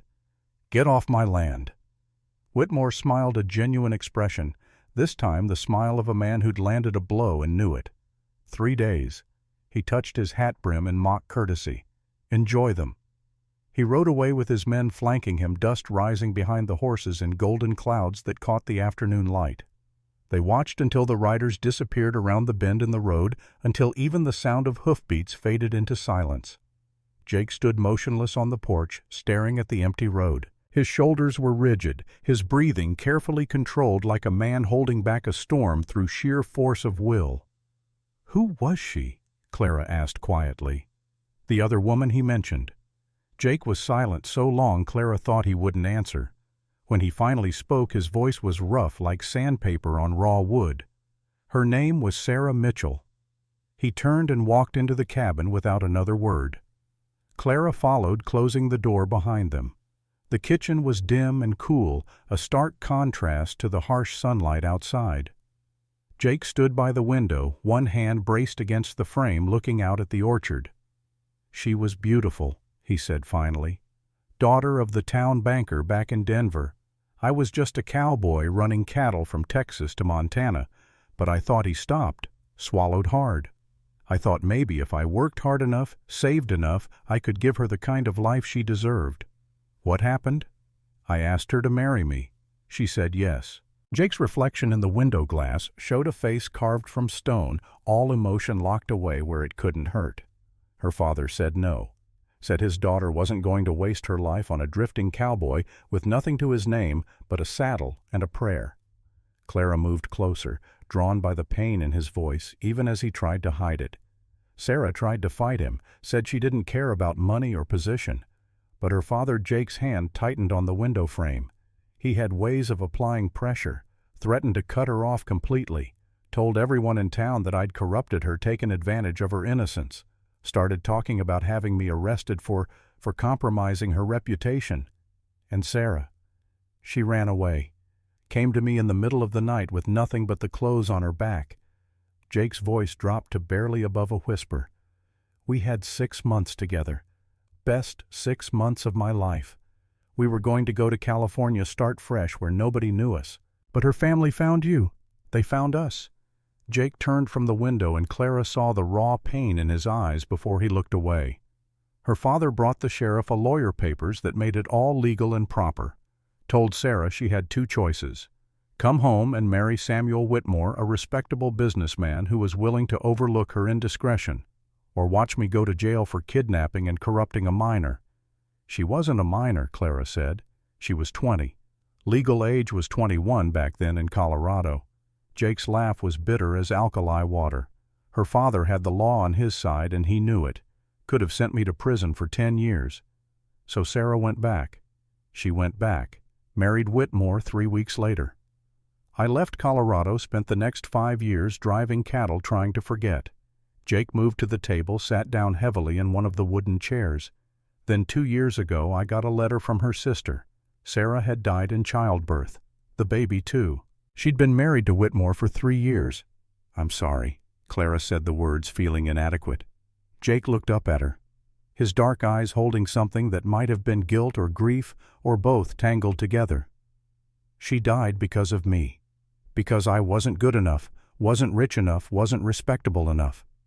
If she'd married Whitmore from the start, if she'd never met me, she might still be alive. Or she might have died anyway, Clara said quietly. You can't know that. You can't carry that weight. Can't I? Jake stood, started to pace the small kitchen. Whitmore blames me. Says I killed her by filling her head with romantic notions about love conquering all. Says if she'd stayed in her proper place, married the right kind of man, she'd be alive and happy. And you believe him. Part of me does. Jake stopped pacing, leaned against the counter. The stampede that broke my leg, that ended my cowboy days. Part of me wondered if it was punishment, if God was evening the score. That's not how God works. How would you know? The question wasn't harsh, just weary. You lost your parents, lost your position, traveled halfway across the country to marry a man who didn't wait for you. Where's God in any of that? Clara thought about her mother's Bible, about the pressed violet between the pages, about all the prayers that hadn't saved her parents or given her a different path. I don't know, she admitted. But I know blaming yourself for things you couldn't control only makes the pain last longer. She moved to the table, sat across from where Jake had been sitting. He doesn't want me. She said it with certainty. Whitmore doesn't care about honoring contracts or doing the right thing. He wants to hurt you. Jake nodded slowly. Taking you would be his way of winning, of proving he can take everything I care about just like I supposedly took Sarah. Clara felt her breath catch. Everything you care about, Jake, met her eyes, and something passed between them in the dim kitchen. Something unspoken but real as the calluses on both their hands. You're a good worker, he said finally, looking away. Be ashamed to lose you to Whitmore's revenge. The moment broke, but the feeling lingered. Clara stood, moved to the window. The orchard stretched out in rows of struggling survival, each tree a testament to stubborn determination in the face of impossible odds. 3 days, she said. What can we do in 3 days I don't know, but I won't let him take you. Jake's voice carried the weight of a promise of a man whose word meant something. Won't let him use you to settle old scores, even if it means you go to jail. Even then. Clara turned from the window to find Jake watching her with an intensity that made her heart beat faster. In the golden afternoon light filtering through the dusty glass, he looked like something from the stories her mother used to read. A knight maybe battered and worn, but still standing, still fighting. We should work, she said, needing to break the tension before it pulled her under. The trees still need water. Drought doesn't care about our troubles. Jake nodded, some of the weight lifting from his shoulders. You're right. Come on. Still got a few hours of daylight left.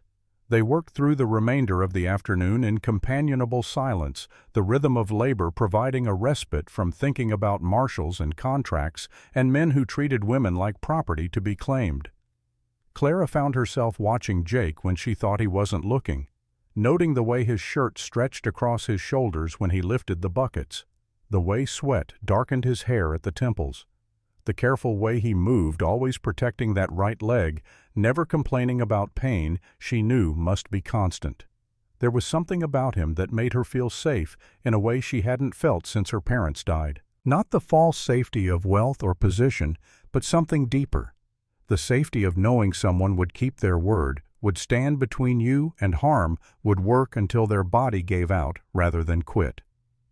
The sun was setting behind the western hills when they finally stopped, both too exhausted to carry another bucket.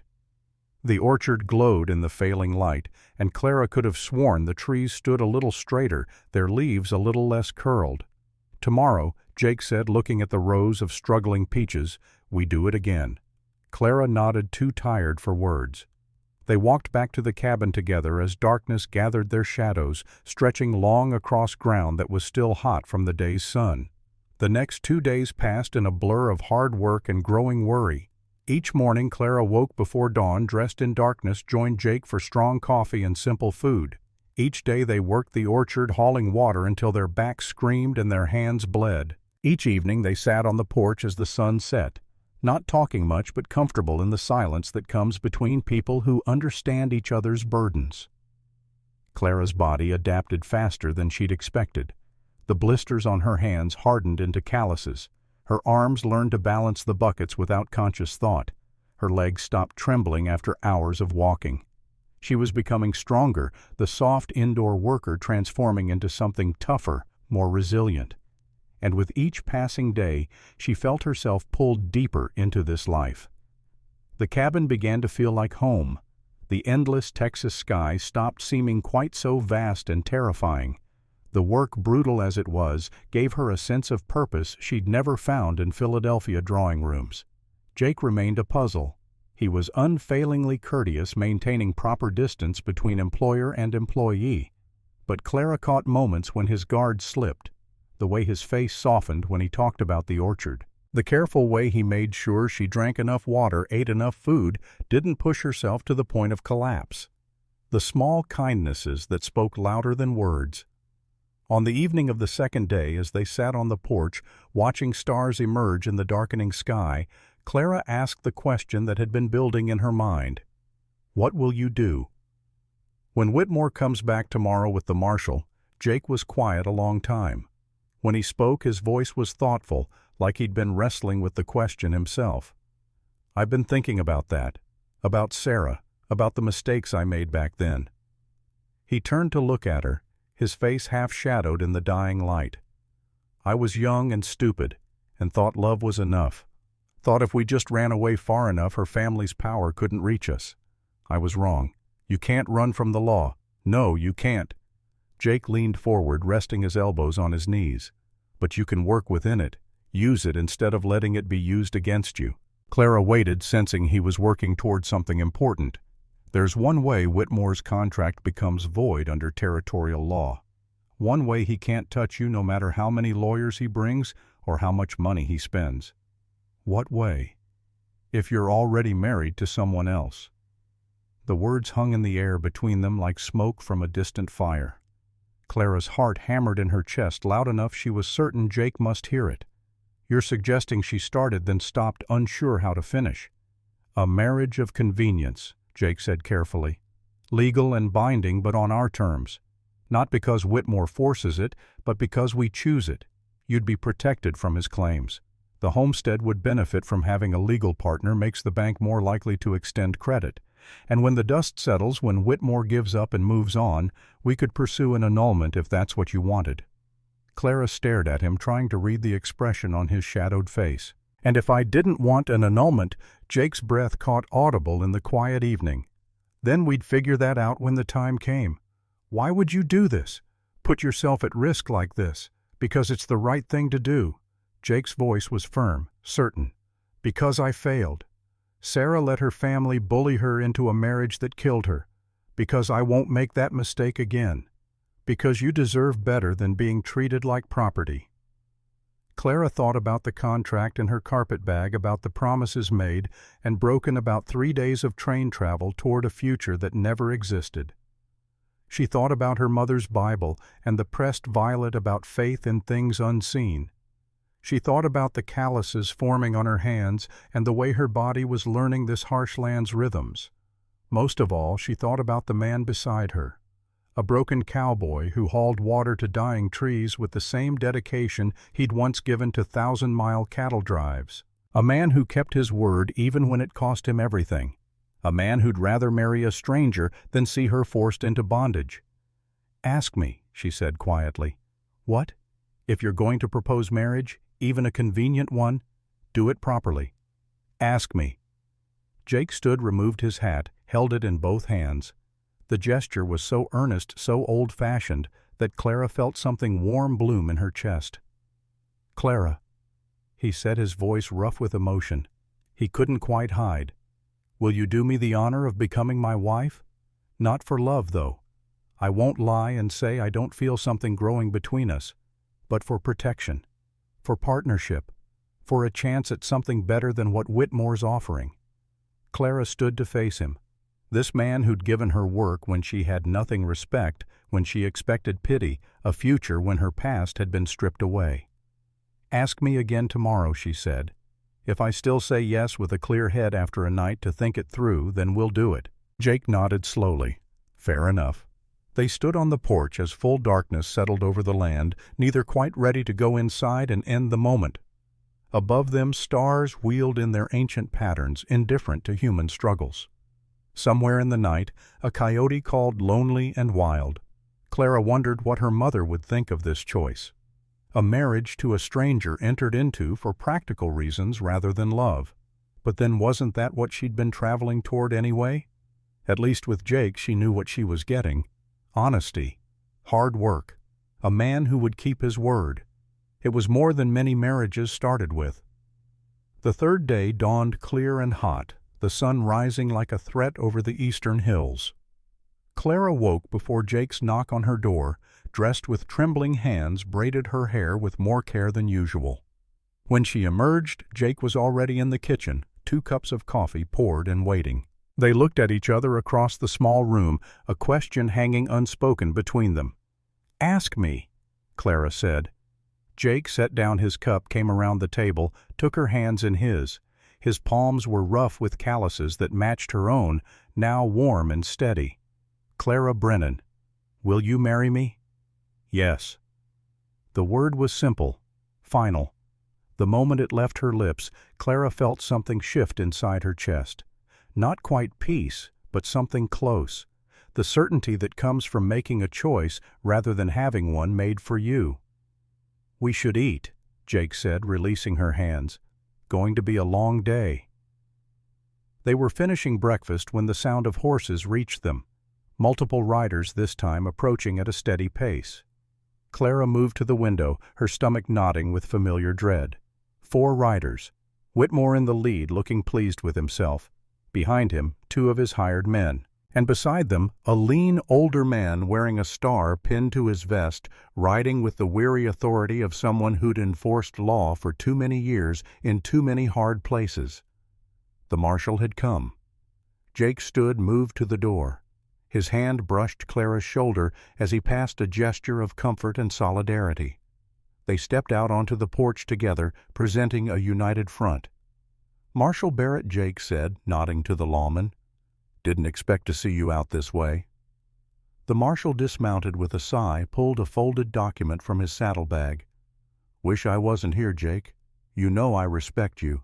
But the law's the law, and Mr. Whitmore here has got papers that say this lady belongs with him. Clara felt ice settle in her veins. Belongs with him, like she was livestock to be claimed.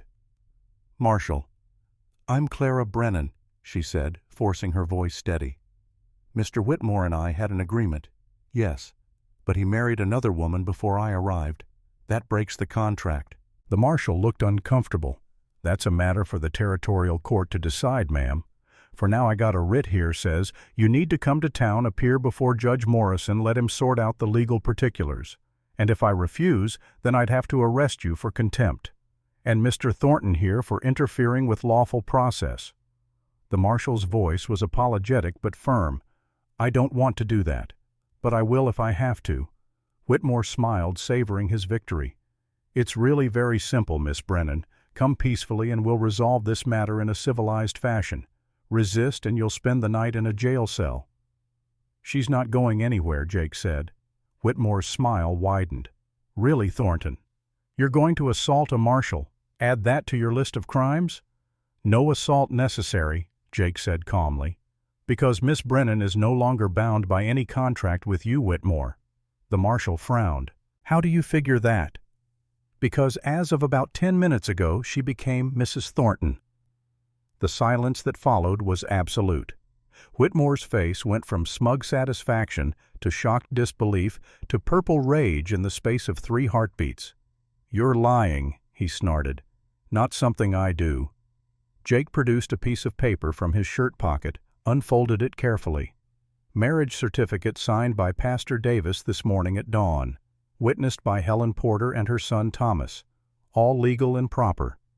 Clara looked at the certificate, seeing her signature beside Jake's. The one she'd made at dawn this morning, witnessed by Helen Porter and Thomas, binding her life to this man's in the eyes of the law. The marshal took the certificate, studied it carefully. This appears to be in order. It's a fraud, Whitmore shouted. A transparent attempt to circumvent my legal rights. Actually, the marshal said slowly, under territorial law, a married woman can't be compelled to honor a previous marriage contract. Marriage supersedes prior agreements of this nature. He folded the certificate and handed it back to Jake. Appears. Miss Brennan, I mean Mrs. Thornton, is free to stay with her husband if she chooses. This isn't over, Whitmore said, his voice shaking with barely controlled fury. I'll fight this. I'll prove the marriage is a sham entered into under duress. Feel free to try, Jake said quietly. But Clara and I are legally married. That's Colorado law, and even Judge Morrison can't change it. Whitmore's face twisted with rage. You stole her, he spat, just like you stole Sarah. You fill women's heads with pretty lies and then ruin them. Sarah made her own choice. Jake said, his voice hardening. And so did Clara. You're the one who tried to buy a bride like she was livestock. The marshal stepped between them. That's enough. Mr. Whitmore, you got no legal standing here. I suggest you accept that and move on." For a long moment, Clara thought Whitmore might actually attack Jake, his hands clenched into fists, his whole body trembling with suppressed violence. Then he seemed to master himself, stepping back with visible effort. "This isn't finished," he said, his voice deadly quiet. Not by a long shot.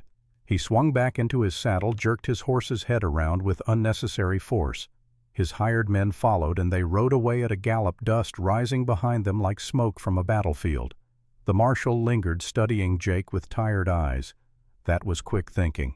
But Whitmore's right about one thing. He's not going to let this go. "I know.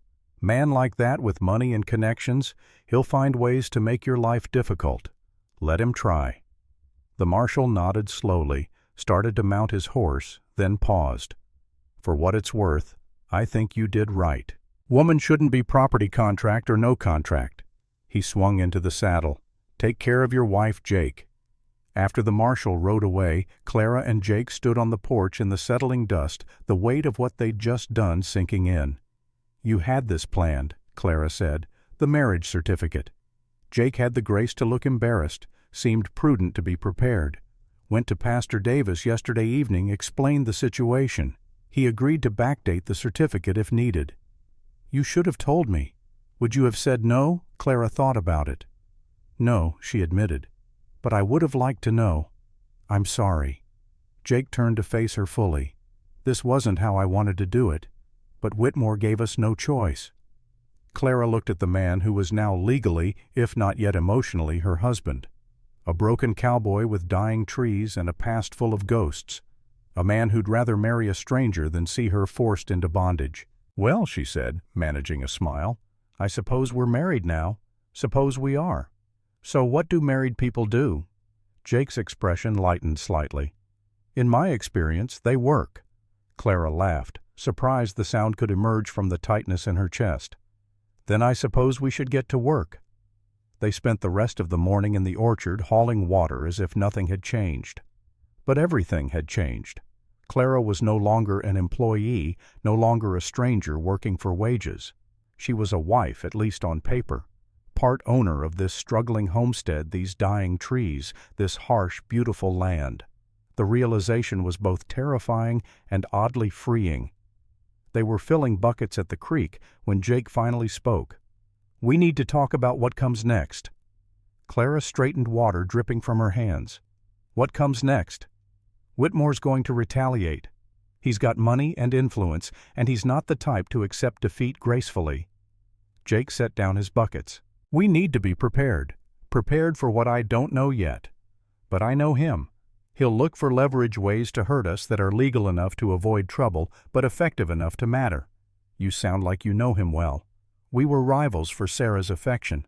I got to know how his mind works." Jake's face was grim. "He doesn't forget slights, and he doesn't forgive. This marrying you to block his claim, he'll see it as the ultimate insult." "So what do? "We make this marriage real."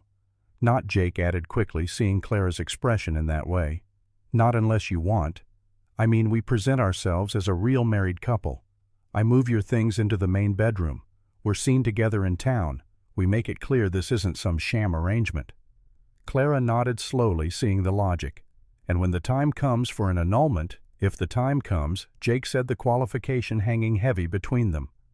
They worked in silence for a while, both lost in their own thoughts. Clara found herself watching Jake more closely than before, seeing him with new eyes. Her husband. The words felt strange, even thinking them, like a language she didn't quite speak yet. That evening they sat on the porch as the sun set, a married couple watching the day end on their property. It should have felt different, Clara thought, but it didn't. Jake was still Jake, quiet and steady. She was still Clara, learning to survive in this harsh land. The trees were still dying. The drought was still killing. Marriage was just a piece of paper after all, wasn't it? But then Jake's hand found hers on the porch railing, his calloused fingers curling around her smaller ones, and Clara felt her heart skip. Maybe it was more than paper. Maybe it was possibility. 2 weeks passed in a strange new rhythm. Clara moved her few belongings into the main bedroom, though Jake insisted on taking the small room off the kitchen. "We're married legal," he said, "but you deserve privacy until you decide otherwise." They worked the orchard together each day, their bodies falling into synchronized patterns. Jake would start at the far end, Clara at the near, and they'd meet in the middle, sharing water and brief conversation before starting again. The trees responded slowly but surely, new growth appearing on branches that had looked dead, fruit beginning to swell where before there'd been only withered husks. The letter arrived on a Tuesday morning, delivered by a nervous-looking clerk from the Cedar Falls Bank. Jake took it with hands that had been steady through stampedes and blizzards, but trembled slightly now as he broke the wax seal. Clara watched his face go pale as he read, watched his jaw clench with the effort of controlling whatever emotion the words provoked. "What is it?" she asked, though part of her already knew. Whitmore had been too quiet these past 2 weeks. Men like him didn't accept defeat. They simply changed tactics. Jake handed her the letter without speaking. The formal language was dense with legal terminology, but the meaning was clear enough. The Cedar Falls Bank was calling in Jake's loan, the full amount $850 due within 30 days. Failure to pay would result in immediate foreclosure proceedings. $850. Clara read the number twice, trying to comprehend that much money. It might as well have been 8,000 or 8 million for all the chance they had of raising it. "I borrowed $200 when I bought the property," Jake said, his voice hollow. "To build the cabin, buy seed for the orchard stock for the cattle. The loan was for 5 years at reasonable interest. I've been making payments regular as clockwork. So why are they demanding it all now?" Jake pointed to a paragraph near the bottom. "Acceleration clause. If the bank determines that circumstances have materially changed in a way that threatens repayment, they can demand immediate payment of the full balance." "What circumstances?" "Your marriage to me," Clara said, understanding dawning cold and certain. "They're saying that taking on a wife changes your financial situation." "Whitmore sits on the bank's board," Jake confirmed. "This has his fingerprints all over it. Can't force you to marry him through the law, so he'll take the land instead. Leave us with nothing." Clara looked out the window at the orchard, at the trees that were finally beginning to recover from months of drought, at the cabin that had become home, the land that had started to feel like hers.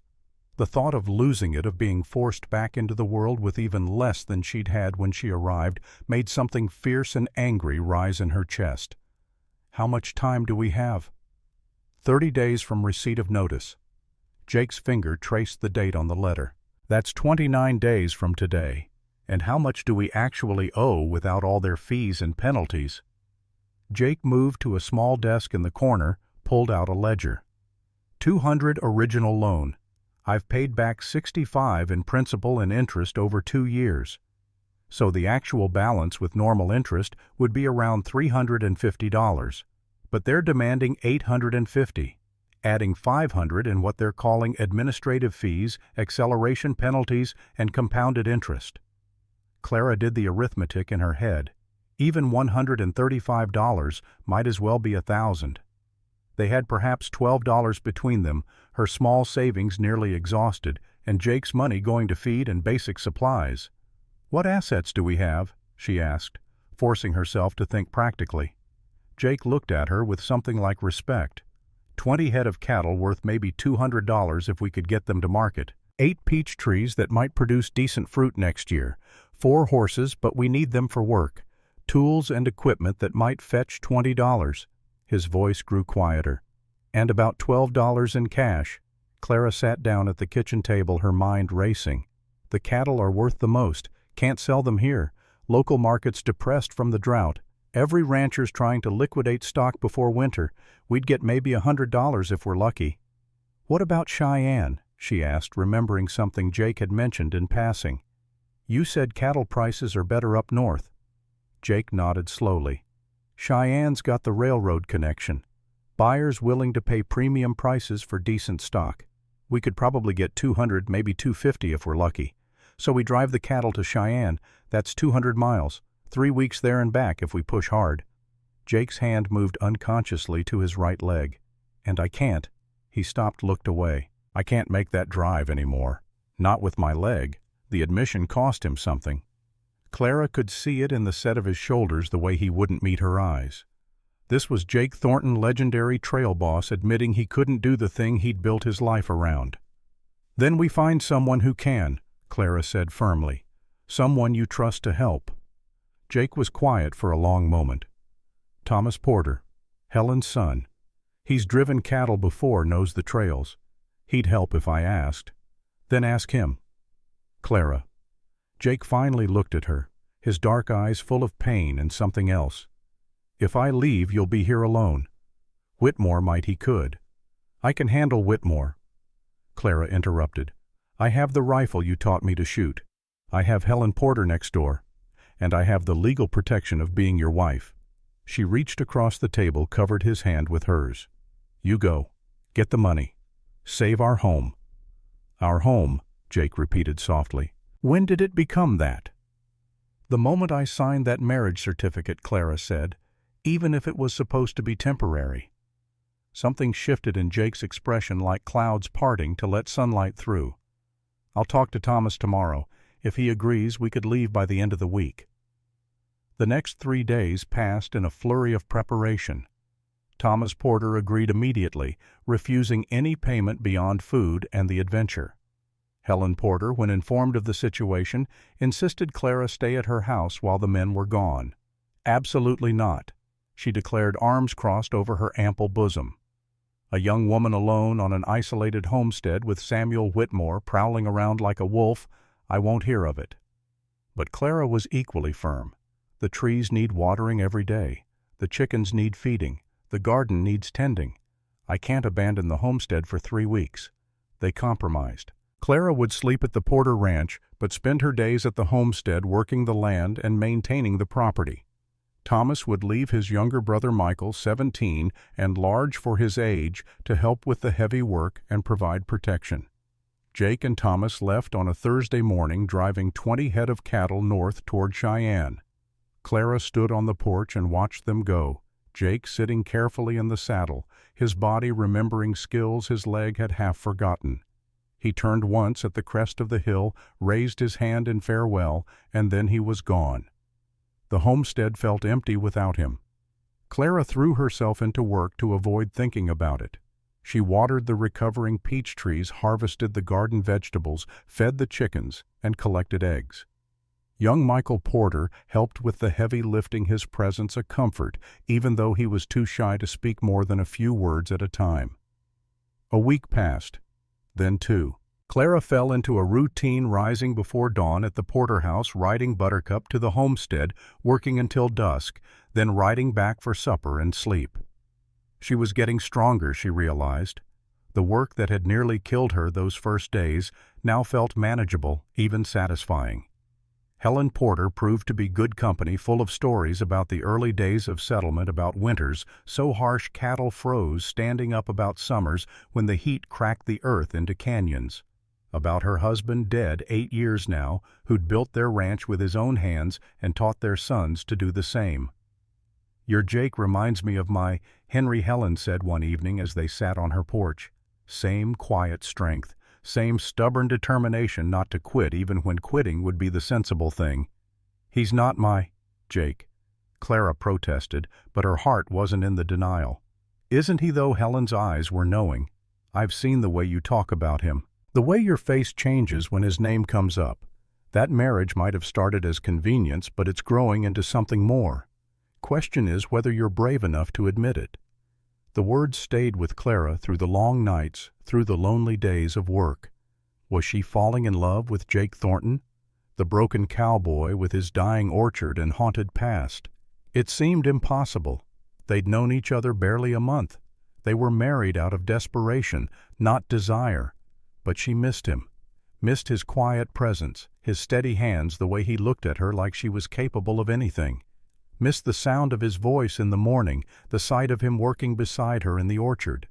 Missed him in ways that had nothing to do with convenience and everything to do with her heart. On the 18th day after Jake left, Clara was working in the orchard when she heard a horse approaching. She looked up, shading her eyes against the afternoon sun, expecting to see Michael returning from an errand in town. Instead, she saw Samuel Whitmore. He rode alone this time, no hired men flanking him. He dismounted with practiced ease and tied his horse to the porch rail, taking his time, making it clear he had every right to be there. Clara set down her water buckets and walked toward the cabin, keeping distance between them. Her rifle was inside, leaning against the wall by the door, too far to reach if he moved fast. "Mr. Whitmore," she said, her voice steady despite the fear curling in her stomach. "You're trespassing." "Am I?" Whitmore smiled, but there was no warmth in it. "I own the paper on this land, Mrs. Thornton, or I will in 11 days when the loan comes due. Just thought I'd stop by and check on my investment. This land belongs to Jake Thornton, for now." Whitmore's eyes moved over the orchard, assessing, calculating. "He's not here, though, is he?" "Ran off to Cheyenne with his tail between his legs, trying to scrape together money he'll never raise." "How did you know about Cheyenne?" Clara felt ice settle in her veins. "I make it my business to know things." Whitmore took a step closer. 200 miles is a long way for a crippled cowboy. Lot of things can happen on the trail. Accidents, delays, men who don't make it back at all. The threat was clear. Clara's hands clenched into fists. "If you've hurt him, me." Whitmore's expression was pure innocence. "I haven't done anything. I'm just a concerned citizen making observations about the risks of frontier travel. Get off this property, or what you'll shoot me." Whitmore's smile widened. "That would be murder, Mrs. Thornton. They hang women for that in Colorado territory. Besides, we both know you won't do it. You're not the type." Clara held his gaze, refusing to look away, refusing to show fear. "You don't know what type I am." "Don't I?" Whitmore took another step closer. "I know you're a governess from Philadelphia. Educated, refined. Not the kind of woman who belongs on a failing homestead married to a broken-down cowboy. You're wasting yourself, Clara. But it's not too late. Not too late for what? To make a better choice." Whitmore's voice dropped, became almost gentle. "Jake will fail. The bank will foreclose. You'll be left with nothing. But I'm prepared to offer you an alternative." Clara's laugh was bitter. "Let me guess. Marry you instead." The marriage to Elizabeth was annulled last week. Turns out her father misrepresented certain aspects of her dowry. So yes, I'm once again in a position to honor my original contract with you. I'm already married, to a man who will be dead or bankrupt within a month. Whitmore pulled a document from his coat. "I have here an annulment petition. All you need to do is sign. Claim the marriage was never consummated, entered into under duress. Judge Morrison will grant it immediately." "No. Think about it, Clara. Really think. What future do you have here?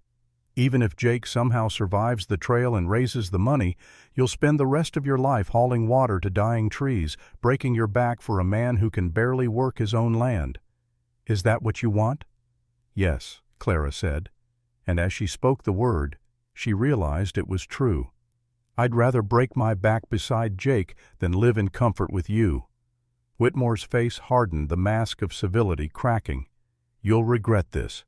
When winter comes and you're freezing in that cabin, when the bank takes the land and you're sleeping in a wagon, when Jake drinks himself to death over losing everything again, you'll remember I offered you a way out. Then I'll live with those regrets. Now get off my property before I do shoot you." For a moment Clara thought he might actually attack her. His hands clenched his jaw, working violence simmering just beneath the surface. Then he seemed to master himself, stepping back with visible effort. 11 days, he said coldly. "When Jake doesn't come back with the money, I'll be here to collect. This land, this cabin, everything. You'll have nothing." He mounted his horse and rode away, leaving Clara trembling with a mixture of fear and fury. The moment he was out of sight, she ran into the cabin, grabbed the rifle, loaded it with shaking hands. He wouldn't catch her unprepared again. That night at the Porter Ranch, Clara told Helen everything. Whitmore's visit, his threats, his ominous comments about Jake not making it back from Cheyenne. Helen's face grew grave. "He's capable of hiring men to cause trouble on the trail. I've heard stories about his business dealings, men who crossed him having unfortunate accidents. Should we send someone to warn Jake, by the time they caught up to him, he'd be nearly to Cheyenne anyway." Helen's hand covered Clara's. "All we can do is pray and wait." The waiting was agony. Clara threw herself into work with desperate intensity, as if keeping the homestead running could somehow protect Jake 200 miles away. She watered trees that were now showing real recovery, harvested vegetables that had thrived in her care, repaired fence posts and mended chicken wire with hands that had become competent through necessity. Michael Porter worked beside her, his young face serious. "We won't let Whitmore take the land," he said, with the fierce confidence of 17. "Not without a fight." Clara smiled despite her worry. "Thank you, Michael. But I hope it won't come to fighting." On the 27th day after Jake left, 3 days before the loan came due, Clara woke to the sound of thunder. She sat up in the small guest room at the Porter Ranch, listening to the rumble that seemed to shake the very walls. But the sky through the window was clear stars, still visible in the pre-dawn darkness. Not thunder, she realized. Hoofbeats. Multiple horses approaching at a gallop. She dressed hurriedly and ran downstairs to find Helen already at the door, a lamp in one hand. Through the window, Clara could see riders approaching silhouettes against the lightening eastern sky. Her heart leaped. Jake. But as the riders drew closer, she counted them. 4 horses, not 2. And the lead rider sat his saddle with a familiar, careful posture, favoring his right side. Jake had returned. And he wasn't alone. Clara ran out onto the porch as the riders pulled up in a cloud of dust. Jake dismounted with visible effort, his face gray with exhaustion, his clothes caked with trail dirt. But his eyes, when they found hers, were alive with something that might have been triumph. "Clara," he said, his voice rough from days of shouting at cattle. "We did it!" Thomas Porter swung down from his horse, grinning despite his own obvious exhaustion. "Sold every head for top dollar, even picked up an extra buyer for next year's calves." The other 2 riders dismounted more slowly, revealing themselves to be Jake's trail hands, young men from Cheyenne who'd signed on for the return journey. They tipped their hats to Clara and Helen before leading the horses toward the barn. How much, Clara asked, hardly daring to hope. Jake pulled a leather pouch from his saddlebag heavy with coins. $870, enough to pay the bank with a little left over for winter supplies. Clara's knees went weak with relief. She sat down hard on the porch steps, reality sinking in. They'd done it. Against all odds, they'd saved the homestead. "There's more," Jake said, lowering himself carefully to sit beside her. "On the way back we ran into some trouble." "What kind of trouble?" 5 men waiting at Dutchman's Creek crossing. Said they were just travelers, but they were too well armed and too interested in our business. Jake's jaw tightened. One of them let slip that they'd been hired to delay us. "Make sure we didn't get back before the deadline." "Whitmore." Clara breathed. "Probably. But we gave them the slip, took the long way around through the mountains. Lost 2 days, but kept the money safe." Jake looked at her, his dark eyes intense.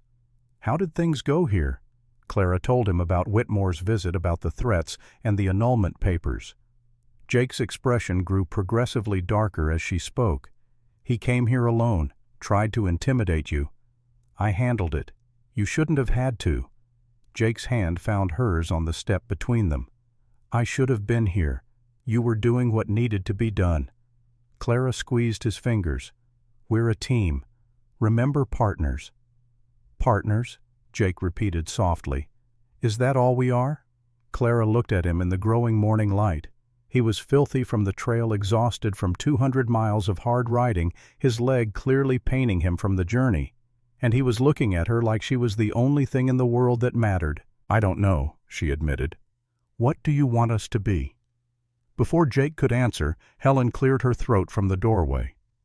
"Why don't you 2 get cleaned up and have some breakfast? You can work out your feelings after you've eaten and slept." She was right, of course. Jake could barely stand after dismounting, and Clara herself was trembling with relief and exhaustion. The conversation would keep. But as they ate Helen's generous breakfast of eggs and bacon and fresh bread, Clara caught Jake watching her across the table. And when their eyes met, something passed between them that had nothing to do with partnership or convenience.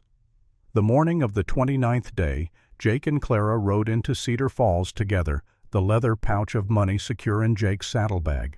The town was quiet at this early hour, shops just opening, the few people on the street stopping to stare at the couple on horseback. News travels fast in small towns, and by now everyone knew the story. The mail-order bride who'd arrived too late. The convenient marriage. The bank calling the loan. People chose sides, some supporting the romantic tale of the cowboy and his unexpected wife, others siding with Whitmore's aggrieved propriety. The Cedar Falls Bank sat on Main Street, a solid brick building that spoke of permanence and power. Jake dismounted, then helped Clara down with careful courtesy.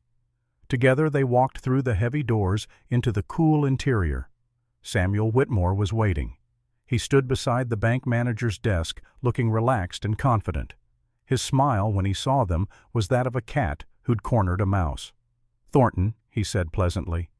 "Mrs. Thornton, I didn't expect to see you this morning. Thought you might be too busy packing. We're here to settle the loan," Jake said evenly. "Are you indeed?" Whitmore's eyebrows rose in mock surprise. "I have to admit I'm impressed you made it back from Cheyenne at all. I heard the trail was particularly dangerous this season." "So I discovered." Jake's voice was cold. "Particularly dangerous when someone pays men to cause delays. I'm sure I don't know what you mean."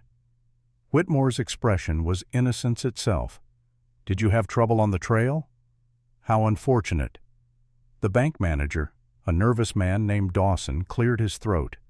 "Mr. Thornton, you're here to make payment on the loan. Full payment." Jake set the leather pouch on the desk. $850 as demanded. Dawson opened the pouch, began counting the coins with trembling fingers. His nervousness suggested he knew exactly whose machinations had created the situation and didn't like his role in it. Whitmore watched the counting with growing disbelief. When Dawson reached $500, still less than halfway through the coins, Whitmore's composure cracked. "Wait," he said sharply. "I need to verify these are legitimate funds."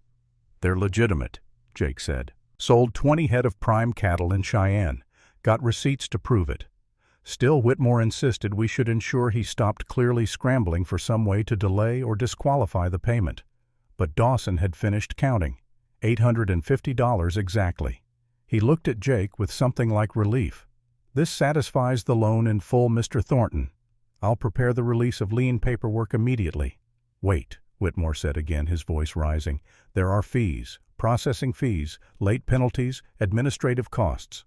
"The loan was paid 3 days before the deadline," Dawson said quietly. "There can be no late fees, and the administrative costs were already included in the demanded sum." Whitmore's face was turning purple. "This is irregular. I demand that the board review this payment before it's accepted. The board gave you authority to call the loan." Dawson said, his voice gaining strength. "They also gave me authority to accept payment when rendered." He looked at Jake and Clara. "Congratulations. Your homestead is free and clear." The moment should have been purely triumphant. They'd won. Beaten Whitmore at his own game. Saved the land through sheer determination and hard work. But Whitmore wasn't finished. His hand moved to his coat, emerged with a folded document. Then perhaps he said, his voice shaking with barely controlled rage, "We should address the matter of the fraudulent marriage." Clara's stomach clenched. "What are you talking about?" Whitmore unfolded the paper with deliberate care. "I have here signed testimony from Pastor Davis. He claims you coerced him into backdating a marriage certificate, that the marriage never actually took place when claimed." He looked at Clara with cold triumph. "That makes your marriage void, which means you violated the original contract, which means you still belong to me." The words hit Clara like a physical blow. Pastor Davis had seemed so sincere, so willing to help. Had Whitmore threatened him, bribed him? Either way, his testimony could destroy everything. Jake's hand moved to Clara's, squeezing gently. "That's a lie. The marriage was legal and properly witnessed, by Helen Porter and her son, both of whom are your friends and business associates." Whitmore smiled. "Hardly unbiased witnesses, whereas Reverend Hayes is a man of God with no reason to lie." "Except the reason you paid him," Clara said, finding her voice. "I paid him nothing. I simply asked him to tell the truth." Whitmore produced another document. "And I have here an annulment petition ready to file. The moment your marriage is declared void, the original contract with me becomes enforceable again." Clara felt the walls closing in. After everything, after the hard work and the cattle drive and the money raised, Whitmore had found another way to win. Then a voice spoke from the bank's entrance. "Actually, you might want to reconsider that strategy." They turned to see Judge Morrison himself standing in the doorway. The elderly judge moved into the bank with the careful steps of a man whose joints pained him, but his eyes were sharp and clear. "Your Honor," Whitmore said, clearly surprised. "I didn't expect to see you here." "I imagine not." Morrison moved to the desk, glanced at the money still spread across its surface. "I heard about the loan situation, thought I should be present to ensure everything was handled properly." The judge was Whitmore's poker buddy, Clara remembered. His presence should have been bad news. So why did he sound almost sympathetic? "I was just explaining to the Thorntons," Whitmore began, "that their marriage may be invalid due to irregularities in the certificate. I heard that part." Morrison accepted a chair Dawson hurriedly provided. "I also heard something interesting last night. Reverend Hayes came to my chambers quite distressed." Whitmore's confident expression faltered slightly. "Seems someone approached him yesterday." Morrison continued, offering a substantial sum to change his testimony about the Thornton marriage. Offered to pay off the church's debts in exchange for claiming the marriage was fraudulent. "That's preposterous," Whitmore blustered. "Is it?" Morrison pulled a document from his own coat. Because the Reverend was so troubled by the offer, he wrote down everything that was said and had it notarized, including the name of the man who made the offer. He looked at Whitmore with distaste. "Your name features prominently." "I was simply—" Whitmore started. "You were attempting to suborn perjury." Morrison interrupted. "A serious crime even in Colorado territory." He turned to Jake and Clara. "The Thornton marriage is completely valid. I have the original certificate in my files properly signed and witnessed. Anyone claiming otherwise will answer to me." The change in Whitmore was visible. His posture collapsed. His face went from purple to ashen. He'd played his final card and found it worthless. Furthermore, Morrison continued, "I've reviewed the circumstances under which Miss Brennan's original contract was created. A contract requiring marriage without meeting the prospective spouse, paid for like livestock, then abandoned when a better offer came along." He shook his head. "I find the entire arrangement distasteful and likely unenforceable under territorial law." "But the money Whitmore tried was a gift or payment for travel expenses," Morrison said firmly. "Not purchase price for a human being. We fought a war to establish that people can't be bought and sold. That principle applies to women as well as slaves." Whitmore stood frozen, his world crumbling around him. Everything he'd tried, every scheme and manipulation had failed. The homestead was saved, the marriage was valid, his revenge was ashes. "I believe," Morrison said, standing with effort, "that this matter is concluded, Mr. and Mrs. Thornton. Congratulations on settling your debt. Mr. Whitmore, I suggest you consider your future actions very carefully.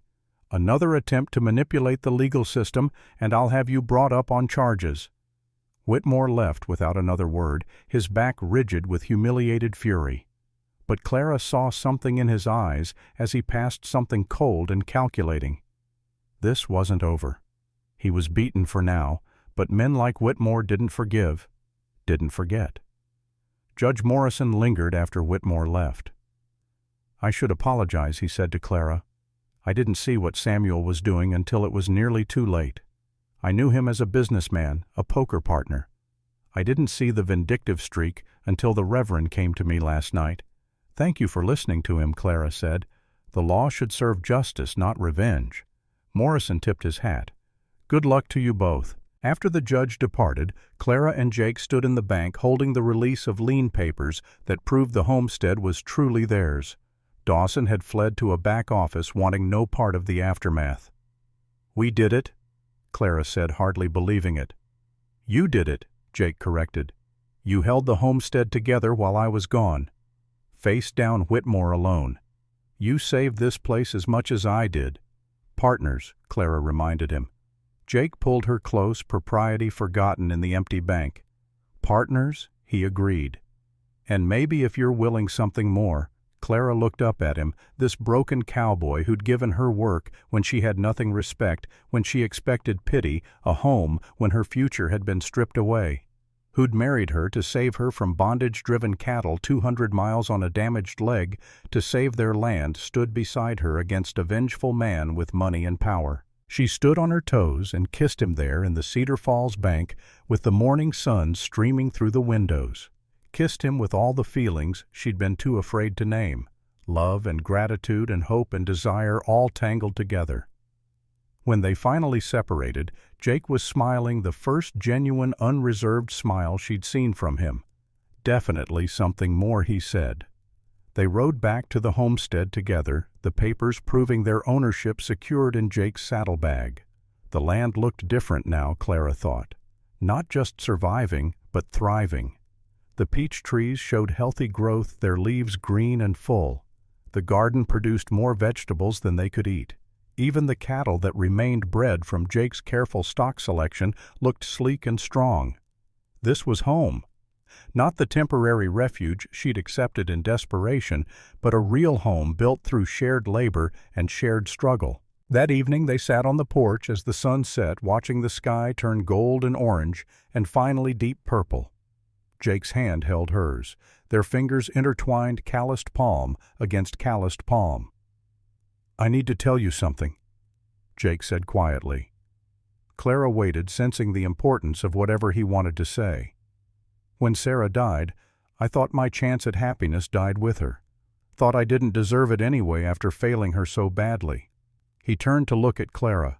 "I bought this homestead thinking I'd work it alone, live out my days trying to make dying trees grow, trying to make up for past failures. I never expected to find someone who'd work beside me, who'd see past the broken cowboy to the man underneath." "You're not broken," Clara said. "I am, though, in ways that won't ever fully heal." Jake's thumb traced circles on the back of her hand. "But you make me believe that broken doesn't mean worthless, that a man can fail and still have value, that second chances exist." "We both got second chances," Clara said. "I came here thinking I'd found failure, thinking I'd lost everything, but I found you instead." They sat in comfortable silence as stars began to appear, each lost in their own thoughts. The future stretched ahead, uncertain but full of possibility. There would be more droughts, more hard winters, more challenges they couldn't yet see. But they'd face them together. 1 week later, Helen Porter organized a barn raising. Apparently word had spread about Jake and Clara's struggles, about how they'd beaten Whitmore and saved the homestead. The community had opinions about such things, and their opinion was firmly on the side of the hard-working couple against the vindictive businessman. 40 people showed up on a Saturday morning, arriving with tools and materials and enough food to feed an army. They worked through the day, raising a new barn to replace the rickety structure that had served Jake's small operation. By evening, a solid building stood where before there'd been worn planks and hope. "Thank you," Jake said when the work was done and people were gathered for the feast Helen had organized. His voice was rough with emotion he didn't try to hide. "Clara and we can't repay this." "You already did," Thomas Porter called out. "You stood up to Whitmore, showed the rest of us that money and power don't always win." Others chimed in with agreement. Whitmore had made enemies over the years through sharp business practices and manipulative schemes. Seeing him beaten, seeing the law actually serve justice instead of wealth, had given people hope. But the celebration was interrupted by the sound of a horse approaching at a gallop. A rider burst into the yard, pulling his lathered mount to a skidding stop. "Fire!" the young man gasped. "Whitmore's house! The whole place is burning!" The crowd fell silent. Clara felt Jake tense beside her. "Anyone hurt?" someone called. "Don't know." The rider was struggling to catch his breath. "Started about an hour ago. Whole town's trying to fight it, but it's spreading fast." "We should help," Clara said quietly to Jake. He nodded slowly. "Even Whitmore doesn't deserve to lose everything to fire." They rode to town with half the gathering arriving to find Main Street lit by flames that rose from Whitmore's large house, like demons reaching for the sky. The bucket brigade was losing ground, the fire too intense, too well established. Whitmore himself stood in the street watching his home burn. His face was blank shock, rendering him motionless. Elizabeth Harrison, his soon-to-be former wife, was nowhere to be seen. She'd moved back to her father's house weeks ago, Clara remembered. Jake dismounted, joined the bucket line without hesitation. Clara followed suit, falling into the rhythm of work that had become second nature. Pass the bucket, throw the water, pass the empty bucket back. Over and over until her arms screamed and her lungs burned from smoke. They couldn't save the house, but they saved the neighboring buildings, prevented the fire from spreading through the whole town. By midnight, Whitmore's house was a smoldering ruin, but Cedar Falls itself was safe. Whitmore stood alone in the street, staring at the ashes of his home. Jake approached him slowly, careful in the way you'd approach a wounded animal. "You have somewhere to stay?" Jake asked. Whitmore looked at him with hollow eyes. "Why do you care?" "Because nobody deserves this." "Don't I?" Whitmore's laugh was bitter. "I've spent months trying to destroy you, trying to take everything you have, and now I'm the one with nothing." Jake was quiet for a long moment. Then he did something that shocked everyone watching. He pulled out his wallet, removed the small amount of money left after paying the bank, and pressed it into Whitmore's hand. "For a room and meals while you figure out your next step," Jake said. "Consider it a gift, not a debt." "Why?" Whitmore stared at the money like he'd never seen currency before. "After everything I've done." "Because Clara taught me something about second chances, about how being the bigger person doesn't mean letting people hurt you. It means choosing not to become them." Jake met Whitmore's eyes directly. "You tried to turn me into something bitter and vengeful. I'm choosing not to let you." Whitmore looked down at the money up at Jake, then at Clara standing a few feet away. Something in his face crumbled, the mask of arrogance and superiority finally breaking completely. "I loved her," he said, his voice cracking. "Sarah. I really loved her. And when she chose you, when she died, married to someone else, he couldn't finish." "I know," Jake said quietly. "I loved her too. And I spent years hating myself for not being good enough, for not being able to save her. But holding on to that hate, letting it poison everything, it didn't bring her back. It just made me bitter." "She wouldn't have wanted this," Whitmore said, looking at the ruins of his house. "Any of this. The revenge, the manipulation. She was better than that. She was." Jake agreed. "So maybe it's time we both lived like we remembered that." Whitmore nodded slowly, tears cutting tracks through the soot on his face. "I'm sorry. For all of it. I don't expect forgiveness. But I'm sorry." Jake offered his hand. Whitmore stared at it for a long moment, then took it. The handshake was brief, formal, but it represented something important. Not forgiveness, perhaps, but an end to hostilities. A chance for both men to move forward instead of being trapped in the past. The investigation later revealed that the fire had started from an overturned lamp in Whitmore's study. An accident, not arson, though some whispered that a man destroyed by his own schemes might have burned his house himself rather than face the ruins of his social standing. Whatever the truth, Samuel Whitmore left Cedar Falls a week later. Word came back that he'd gone to Denver, started working as a clerk in a law office. Not the position he'd once held, but honest work. A beginning. Winter came to Colorado with the fury of a living thing. Snow fell in November and didn't stop until March. Jake and Clara spent long evenings by the fire, talking about everything and nothing, learning each other in the way that married couples do. Clara discovered that Jake had a dry sense of humor hidden beneath his serious exterior, that he could sing, though he claimed his voice would scare cattle, that he read voraciously books he'd collected over years of lonely evenings, that his favorite time of day was dawn when the world was fresh and full of promise. Jake learned that Clara had a stubborn streak a mile wide, that she could out-argue him on every subject from politics to philosophy, that she missed Philadelphia sometimes but wouldn't trade this harsh, beautiful land for all the civilization in the East, that she loved him completely, broken parts and all. On a February morning, Clara woke to find Jake gone from their bed. She rose, wrapped herself in a quilt, and found him standing on the porch in the pre-dawn darkness, staring out at the snow-covered orchard. "Can't sleep?" she asked, moving to stand beside him. "Just thinking." Jake's arm came around her shoulders, pulling her close against the cold. "About how much has changed since you stepped off that train?" "Regrets?" "Not a single one." He kissed the top of her head. "You know what day it is?" Clara thought back, counting months. August 17th to February 17th. 6 months exactly since I arrived. 6 months since you showed up a day late and turned out to be right on time. Jake turned her to face him, his hands framing her face. "I love you, Clara Thornton. Not because of convenience or necessity or anything practical, just because you're you." "I love you too," Clara said, and kissed him as the sun broke over the eastern hills, painting the snow-covered world in shades of gold and rose. Spring came early that year.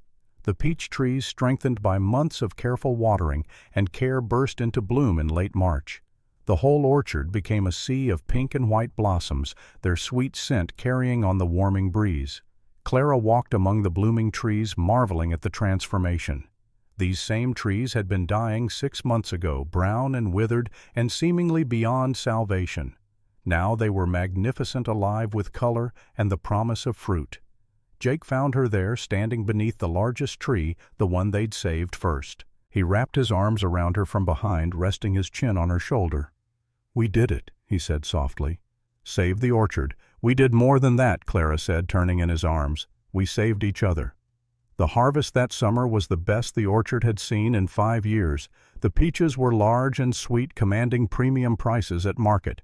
Jake and Clara worked side by side, picking fruit packing crates, hauling them to town.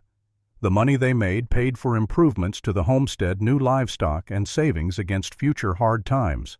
But more important than the money was the knowledge that they'd built something lasting.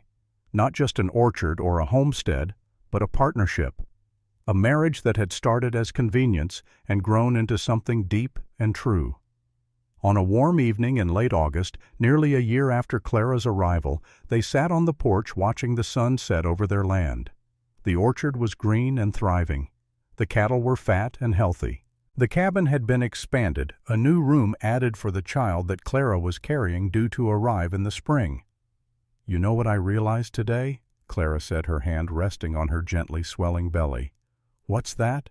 If I'd arrived on time, I'd have married Whitmore. I'd have been miserable, trapped in a loveless marriage with a bitter man. Being late, arriving a day after he'd married someone else, it was the best thing that ever happened to me. Timing is everything," Jake said, echoing his words from that first day. "But sometimes the wrong train brings you to exactly where you need to be." Clara leaned her head on his shoulder, watching the sky turn from gold to crimson to deep purple. Somewhere in the orchard, birds sang their evening songs.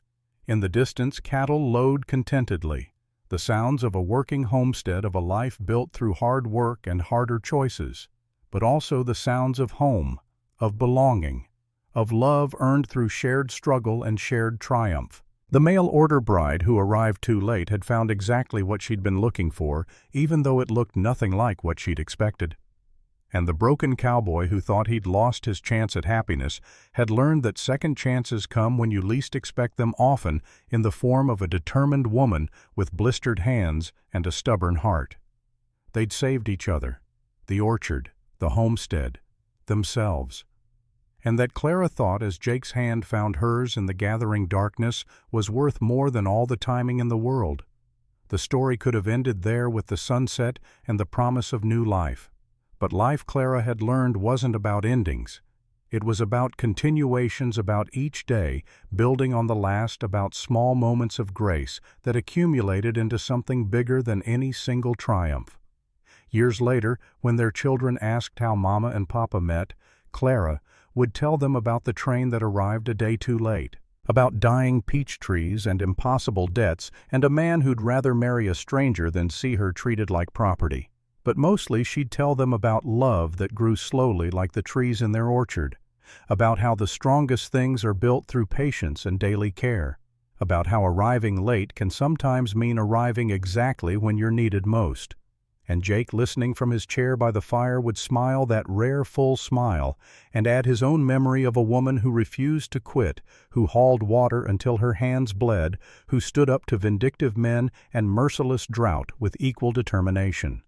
Their children would grow up hearing these stories, learning that strength comes in many forms, that second chances exist for those brave enough to take them, that love isn't always about perfect timing or ideal circumstances, but about choosing to stand together when everything else falls apart. The orchard would continue to thrive, passing eventually to those children and their children after them, a testament to the power of patience, of hard work, of refusing to give up even when giving up would be easier. But that's all in the future. For now, on this August evening, with the sun setting over their saved land and their growing family, Jake and Clara sit together in the peaceful silence of shared contentment. Two people who'd found each other at exactly the right moment, even if it seemed like all the wrong circumstances. The cowboy who'd thought his life was over had found a second chance. The bride who arrived too late had found her true destination. And together they'd built something that would last far longer than either of them, growing and flourishing like the peach trees they'd saved together. That's how love works, sometimes, Clara would think, watching the first stars appear in the darkening sky. Not in grand gestures or perfect timing, but in daily choices to stay, to work, to believe in something bigger than yourself. She'd arrived a day too late for one life and exactly on time for another. And that she'd learned made all the difference.